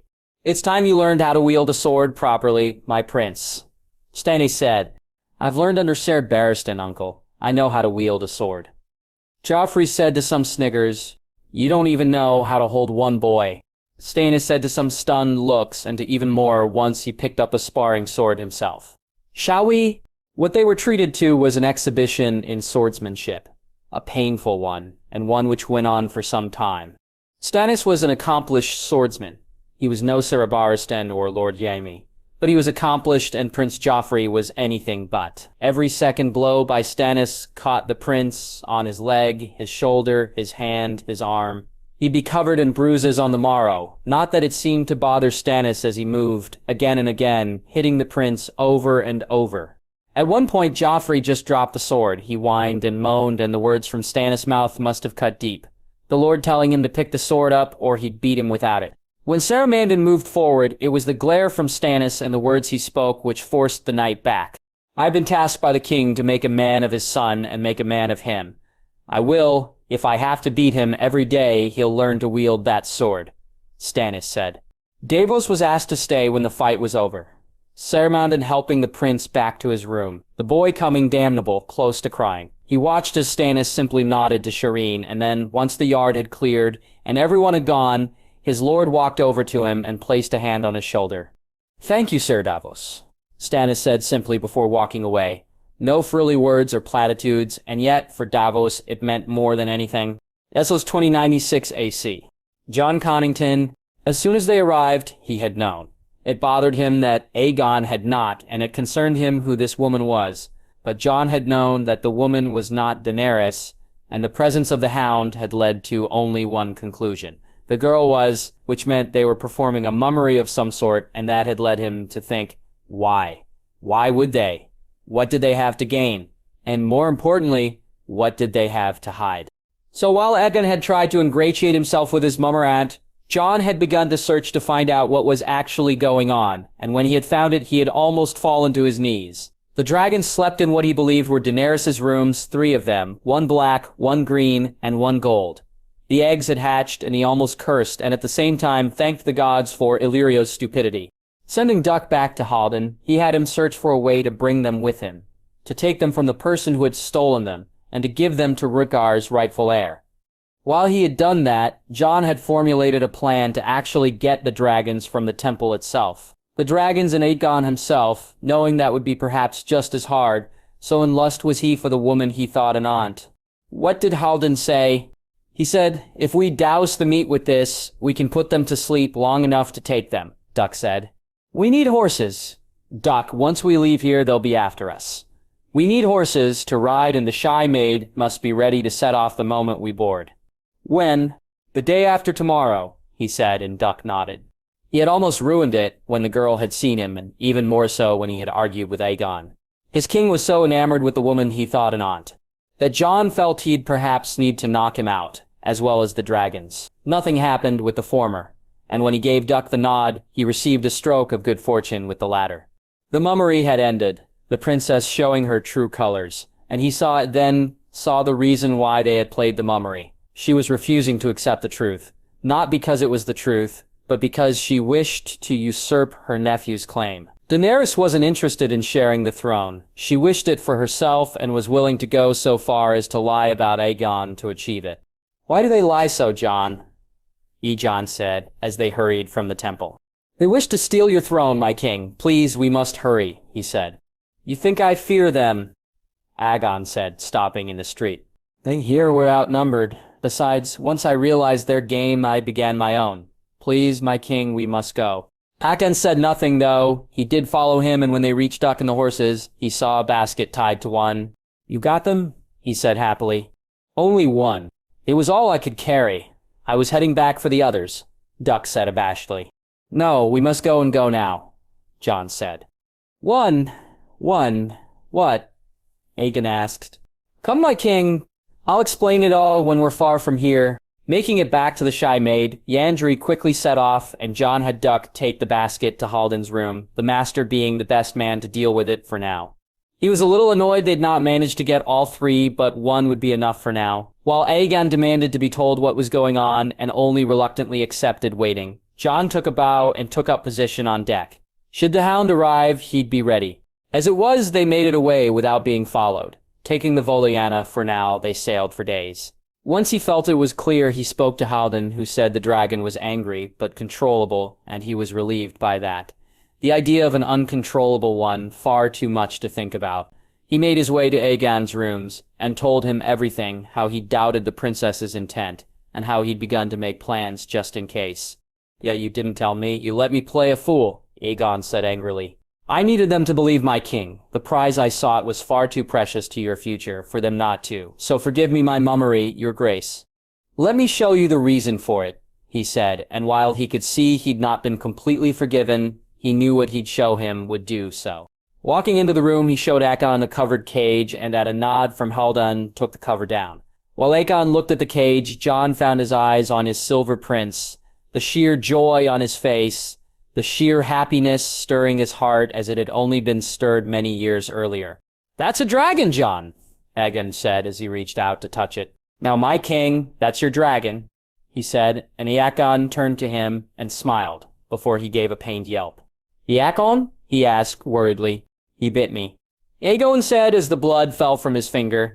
"Let me look, my king. Is it bad?" Haldun said, and they were all relieved to see it wasn't too bad. "Why did he bite me?" Aegon asked. "He's a dragon, my king. He needs to be taught." Haldun said, and Aegon nodded.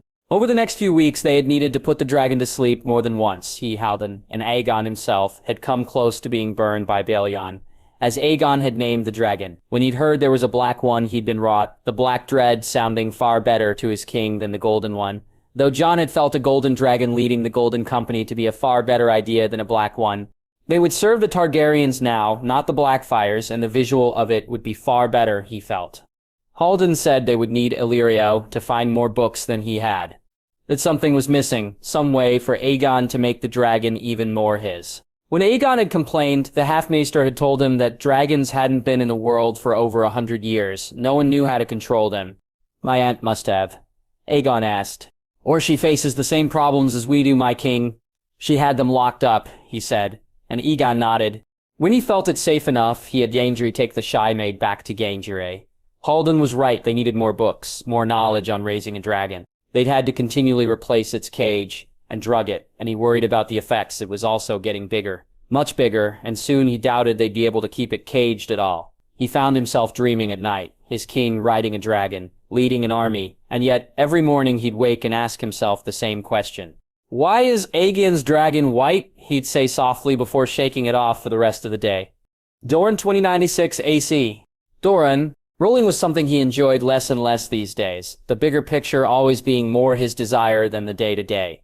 Charting Dorne's course far more to his liking than settling petty disputes or organizing trade deals, those he usually left to his daughter. Her letter intrigued him, though, and he was glad she'd be spending more time in the West. If she was enjoying herself there, then their plans must be moving forward. She must be getting closer to the boy, which meant he was getting closer to seeing his blood on the throne. Viserys was a backup. Wherever the boy was, despite what Oberyn said about the fat magister or the boy's own temperament. His brother never seeing the long game, the possibilities, he only needed him to bring him to the throne. Once Arianne had an heir born, then he became expendable. Daenerys was another backup, though both Quentyn's own failure and his own lack of information posed a problem. But Jax'Lex he could back for the right price, and it would be the easiest path to the throne. His support and his dragons giving him options the others just couldn't compete with. But the price must be met there. Could be no support without it. "Are you well, my prince?" Oreo said from behind him. I feel better, my friend. My gout pains me less," he said, and Areo smiled. "I am glad to hear it, my prince."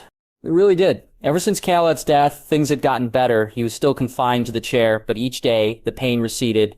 There was more movement, and he welcomed it. Miles seemed to think in time he may recover fully, but that was the folly of youth.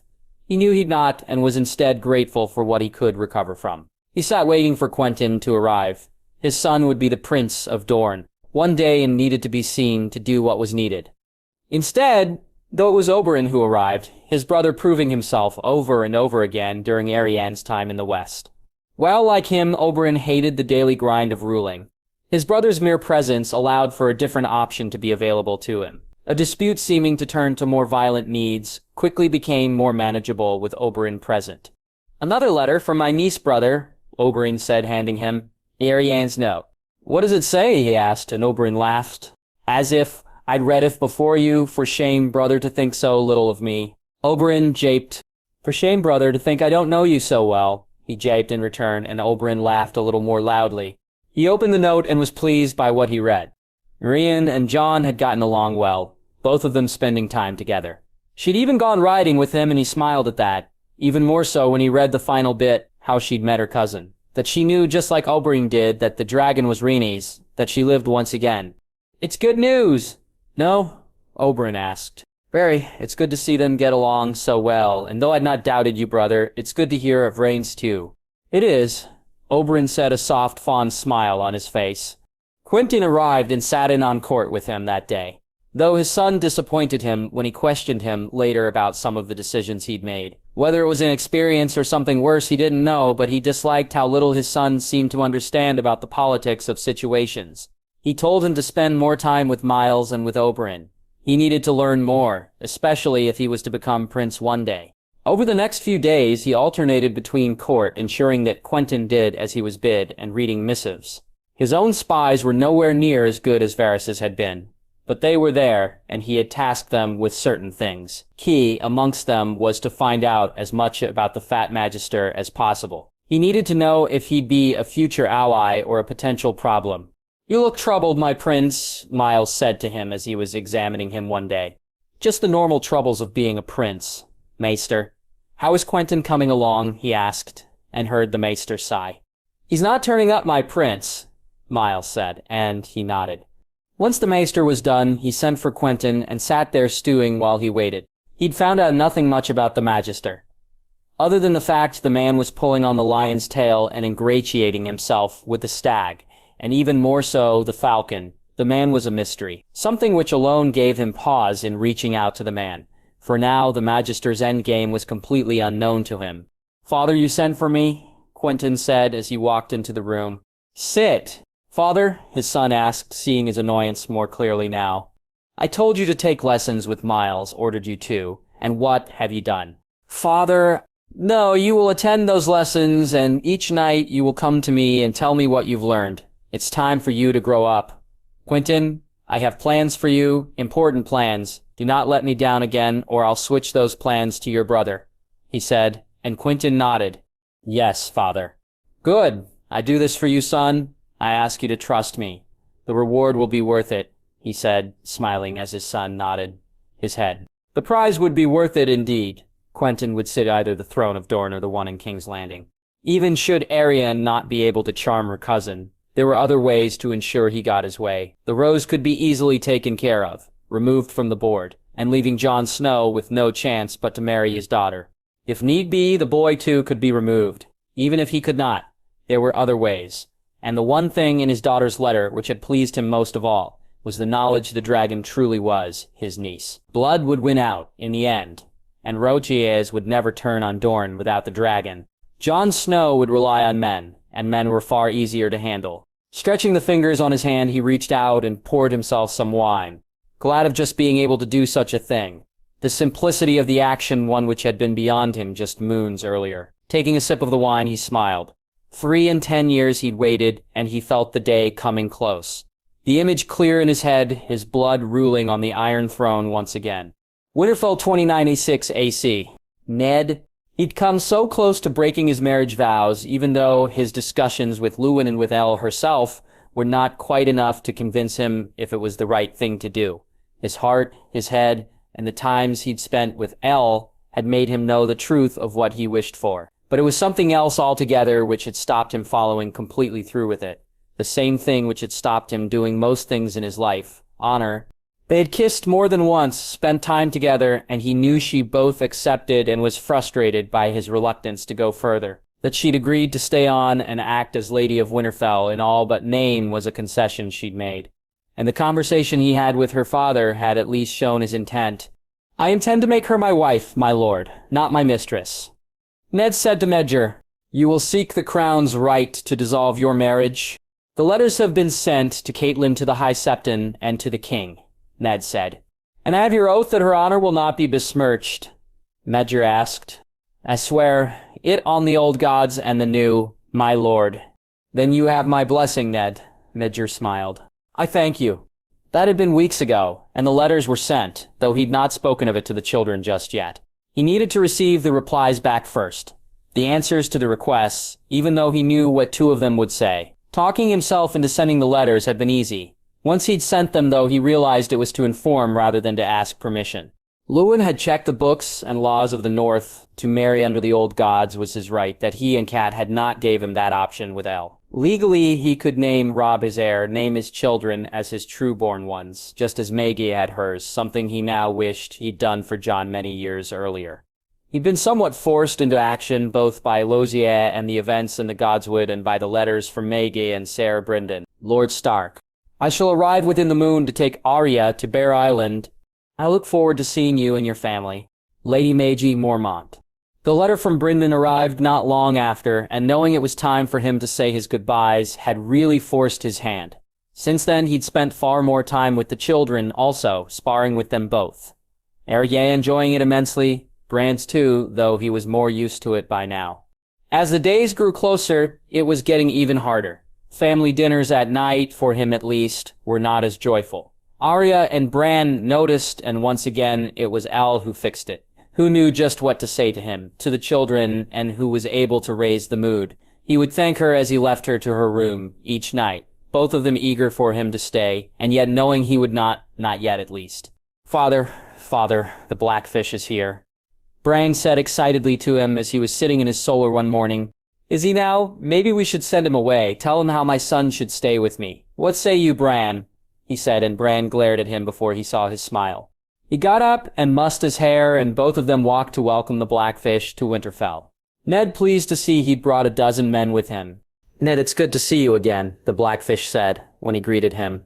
You too, Brynden. I hadn't expected you for a few more weeks. We made good time on the road. Now where's my grandnephew and future squire? The Blackfish said, looking around as if he couldn't see Bran, who was standing in front of him. Here I am, uncle, Bran said, and the Blackfish looked down at him. Ah, I didn't recognize ya, lad. So big you've grown. Looking forward to our travels? Aye, uncle, very much so. Good lad, we'll be leaving in a few days, so make sure you say your goodbyes. I will, uncle. So, Brynden, when we're in public, lad, you're a squire now. The Blackfish said, and a smile on Bran's face was the truest he'd ever seen. Sir Brynden, Bran said, standing stiffly. Good lad.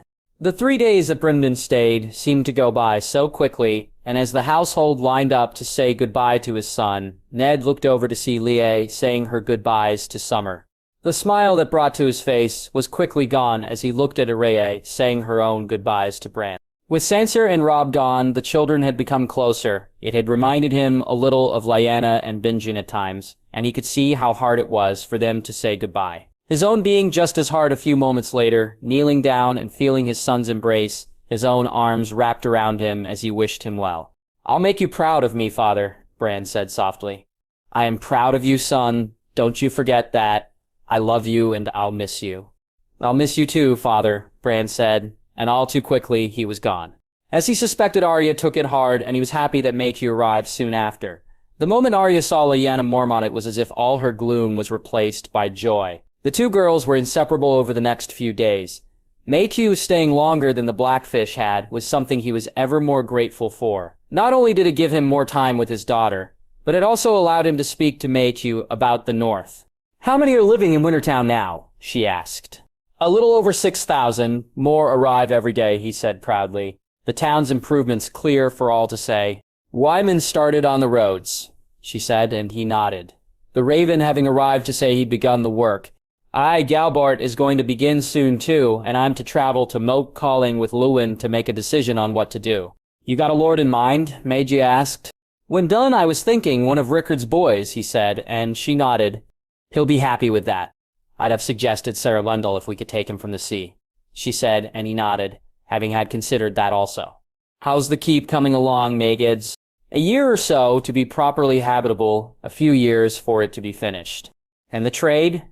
It's incredible, Ned. You should see the benefits in your tax increase, she laughed before turning serious. You hear of Essos? She asked. A note from Wyman says the Lannisters are handling it, according to Sir Richard. And Jon? She asked. Here, Red, he smirked as he opened a drawer and handed her the letter. By the gods, she said before swallowing down her ale. Aye, it's a new world, Mediae, a world of a king who rides dragons. Saying goodbye to Winterfell when he traveled to the Vale, the letter that had come to tell him what had happened in King's Landing. Seeing his sister laying in the bed in the Tower of Joy, and now saying goodbye to his youngest daughter. These were as close as Ned had ever come to crying in public, the only times he felt like he would lose his composure and let the world see his tears. Holding Arya in his arms and feeling her sob against him. Looking at her and wiping the tears from her eyes and seeing her try to smile as he spoke drained him. So much so that after she'd left, he realized he'd forgotten to give her the gift he'd decided to give her. He and his guards mounted up and raced after her. And as they reached her, he saw Maggie look at him nervously, worried something bad had happened. "Forgive me, Maggie. I forgot to give Arya something." "There is nothing to forgive, Ned. Arya, your father wishes to speak to you," Maxie called, and Arya rode over to him. "In all the excitement, I forgot to give you a gift," he said, smiling at her. "A gift for me, father?" she asked excitedly. "Aye," he said, as he handed her the small knife. "This belonged to your great-grandmother, your namesake, Arya Flint. She, like you, was fierce. I've no doubt it'll serve you just as well as it did her." "Thank you, father, thank you, it's so pretty," Arya said, and he laughed at that. His daughter, thinking a knife was pretty, showed not only was the gift right, but the decision to let her foster with the Mormonts was too. "Write me often, Arya," he said, and she nodded. Watching her ride over the hills, he felt the sadness die down a little. His father had failed his children. Brandon and Lyanna had been forced to be what they were not, tied to lives that led to their end. Benjen had, because of it, blamed himself for things out of his control, and as for him, he had forgotten he was a wolf. So desperate was he to be someone else. Whatever happened, he had done better for they were happy, content, and would live their lives how they should. Riding back to Winterfell, he felt it was now time to do the same. Whatever the answers to the letters he sent, it didn't matter. He too had a chance to be happy, and for the first time in his life, honor would not stand in his way. The Vale 2096 AC. Delmeric Bolton. He had enjoyed the tourney, not that he'd lasted very long in it, having fallen in the first round and forgone the melee. Seeing the North so well represented had been a surprise to him and to the lords he traveled with. Lord Yates in particular, shocked that Lord Stark had been there, though not so much when he found out that his daughter was fostered there. For Delmeric, though, it was Jon Snow who'd grabbed his attention, the young lad even he'd heard of in the Vale, and someone who Meckle sang the praises of, though not when Harry was around. The stories he'd heard from Harry about the tourney of King's Landing, Meckle had told him the truth of much later. So he'd been keen to see him compete in the tourney and had listened in as Meckle made plans to try and beat him. That alone would have interested him. That Mitchell felt he needed numbers to beat Jon Snow was intriguing to him. Just how good was he wondered. In the end, the answer was simple. Far too good for Mitchell and his plans, and far too good for Harry to get a rise out of. So he had sought him out and was pleased not only that the lad seemed friendly, but that seemed even eager to speak to him. "You're Jon Snow," he said, finding the boy walking with 2 guards and a direwolf, something else he'd heard of, but this part he dismissed until he saw it for himself. "I am, Sir Delmeric," Jon said. "Please call me Dom. You were most impressive out there, Jon," he said, smiling. "I've been lucky, Dom. I have had excellent trainers, and myself and Lord Loras have sparred daily," Jon said, and he nodded. "Still, it's you who has to step out there and face the swords," he said. "How do you find life in the Vale?" "It's good, Jon. A much different experience from living in the North, as I'm sure your time in the West has shown." "Aye, much warmer," Jon said with a chuckle. "For you, perhaps, the Vale can be cold, too." "Do you plan to head back north soon?" Jon asked, and Delmeric noticed how curious he looked. "In time, another year or so, I'd wager. Perhaps you should take a trip to the West first. Dom, I think you'd enjoy lane sport, and once you go back home, who knows when next you'll get the chance." "Aye, I may just do that." "Should you decide to come, just ask any of the captains of the Pinnacle ships for transport. You could take the ship from Gulltown and be in the West much sooner than you'd travel by horse. Just give them my name, Dom. I look forward to seeing you." "Aye, you too, Jon." He'd thought it strange that he'd been invited and wasn't fully sure he'd take the invitation up. It wasn't until he received a letter from his father telling him he'd be needed back soon that he decided. Apparently they'd been brought into the trading agreement that most of the North seemed to be a part of, and his father wished him to oversee it. Between that and the invite from Jon Snow, he found himself almost being drawn to land sport. Hearing some of the complaints from the Lord of the Vale at Yaxley, Royce's name day celebrations only made him even more sure he should go. Apparently they were paying far more in the Vale than other regions were. The lords bemoaning whatever had annoyed the Lannisters so, it made Delmeric wonder. Was this to do with Jon Snow also? Was this because of what Harry and his friends had tried? "You're quiet tonight." "Delmeric," Yaxley said, taking a seat beside him. "Am I?" he asked with a chuckle. "You are. I had hoped for a song," she pouted. "Then, my lady, I shall play you one," he said, heading back to his room for his harp. He passed Mychil and Maya on the way, both hiding in a corner out of Lord Horton's line of sight. He felt sorry for his friend, almost as sorry as he felt for himself, as neither of them would have any choice in who they should wed. He knew Yachila thought herself half in love with him, though that was truly only because he played the harp, and besides, she wasn't the Royce he himself fancied. Not that his father would allow him to marry out of the north, knowing how he thought Domeric already knew who his father sought for his bride. He had met Alice once, many years earlier, and she was a young girl then.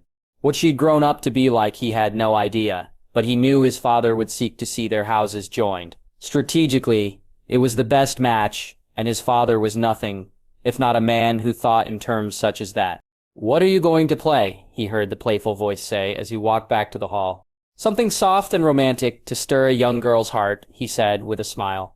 "And what of a girl whose heart is stirred by something else?" Miranda asked as she licked her lips. "Perhaps my lady can think of some way that my fingers would be put to better use," he said, flirting right back, and saw the smile on Miranda's face broaden. "I'm sure I can," she said. He would be sad to leave the Vale, though he looked forward to traveling to the west when he did so. But knowing that he'd be leaving her behind and that he'd in all likelihood never get the chance to see her again, he felt far sadder as he walked back into the hall than he had when he'd left. Something that was reflected in his playing as he saw more than 1 or 2 tears in the hall. As he looked to Miranda, he was surprised to see her wiping her eyes with the pink handkerchief, and just seeing his gift in her hands, he felt himself grow sadder still. This was 2096 AC. Kunvara. Saying goodbye to the princess was hard, sending her on her way even more so as she felt it was west and not east. She should be sent, her god, though disagreed, and it was to him she owed her allegiance to first and foremost. The princess's journey was not the prince's, and their time to meet was not just yet. Why her god asked her to do half the things he did. She couldn't tell, she couldn't see the plan at work or what it meant, but she had faith there was one. Which was why she'd sent Arthur to gather those things many years before. Why she'd said goodbye to Melisandre and been happy to see her friend travel to meet the prince. It was also why she'd done nothing when the griffin had found the dragons. Why she'd performed the mummery as she did. Now standing with Benero and Mokoro in front of the flames, she held the real cloth in her hands and got ready to throw it into the flames. Sleight of hand wasn't new to her. To any of those who served Rosier, sometimes it was needed to protect oneself. Other times, it was used to confuse and befuddle those who sought answers. This was the first time she'd used it to lie to someone and not felt right doing so. The princess was to believe what Rosier wished her to believe. There could be no doubt, and so she had wiped the blood and switched the cloths as she'd been shown. "The time is now," Benero said, and she nodded before throwing the blood-stained cloth into the fire. The flames burned high, and the light, though dimmer than when she'd used the princess's blood, was bright. Still, and they looked and sought the answers their god dared to show them. The princess grew from a girl to a woman, the prince to a man, and beside them stood another. At first she thought it a child, but soon saw it was a dwarf. All 3 wore black and red and stood beside dragons, a black, a bronze, and a white, and in the air 2 more flew, a green and a gold, both with riders on their backs. Try as she might, she couldn't make them out, and then the images changed and she knew she was not the only one who felt scared by what they saw. A field of ice stretched out before them, and upon it moved an army, men, women, giants, beasts, all as far as the eye can see. Behind them they came, blue eyes and ice-covered skin, and then the flames fell upon them. Dragons flew from the sides, from the front, and in the middle the white dragon flew towards the back. The images changed again. A kraken in the sea, a cloth dragon on fire, a snake impaled on a spear, a lion roaring, black birds as far as the eye could see, and beneath them a white wolf struggling to break free.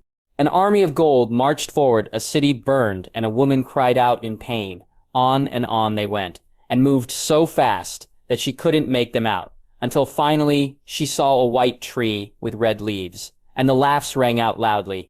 When it was done, she looked to Benero and Mokoro and saw them speaking to each other, wondering if they had seen what she had, and soon finding out they had not. They sat around all night and discussed what it was they saw, and she quickly realized they were on different paths, though what hers were she didn't find out until many days later.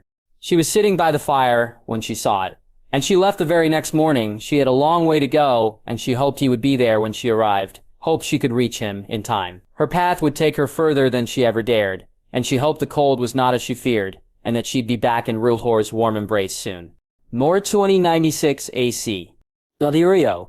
Despite their agreement the Golden Company would take no part in his plans, he knew that, and he accepted it. This was not work for them. Though he wasn't sure if he enjoyed dealing with this man at all, still, Hoat had done what he'd asked, even if he'd made a far larger mess than he'd wished for. Paying him even after he'd received good coin for the goods they'd stolen bothered him, but pay him he did. "Will you be needing me for more work soon?" He asked his lisp, as annoying as always. "No, for now, this should be enough." Illyrio said, "Then maybe I'll just have to go into business for myself." Hoot said, and Illyrio shrugged his shoulders, not caring if he did or didn't. "There could be some repercussions for your actions," Illyrio said, and Hoat laughed. "What care I of repercussions with the Iron Bank on my side?" "Just warning you," Illyrio said, and Hoat nodded. He was glad he was done with him. The mummery over with, and should they actually catch up with the brave companions, then the lions would turn their anger on the Iron Bank, and not he, which was just as well. He knew full well the capacity of the lions, and wasn't yet ready to face them full on. He needed them bloodied and weakened before he'd move in for the kill, and there was plenty of time for that. "Where is the prince?" he asked his steward, and the man led to the prince's room. "In here, master," the steward said, and he nodded as the Unsullied opened the door. Viserys had been overly drugged, so much so that his mind, or what he had of it, was even more addled. Illyrio instructing his men to spin him tales of who he truly was. So as he entered the room, it was not Viserys Targaryen he was speaking to. It was Eris, and he knew it was almost time. "Where have you been, Lord Viserys?" Viserys asked. "I've been off seeing to your future subjects, my king. Listening to tales my little birds have brought me. And what tales are they? That the kingdom awaits your return, your grace. They believe you died at the hands of the Kingslayer. As if a man could kill a dragon," he said and chuckled, as Viserys did likewise. "Indeed, you did well, Lord Varys, but I tire of hiding in this place. My people need me, and the time for the dragon to return is on hand. It is my king, and your enemies? Burn them, Lord Varys. I shall burn them all," Viserys said as he cackled loudly. "Of course, your grace." Leaving the laughing fool there, he walked from the room. It was almost time to put the finishing touches to it.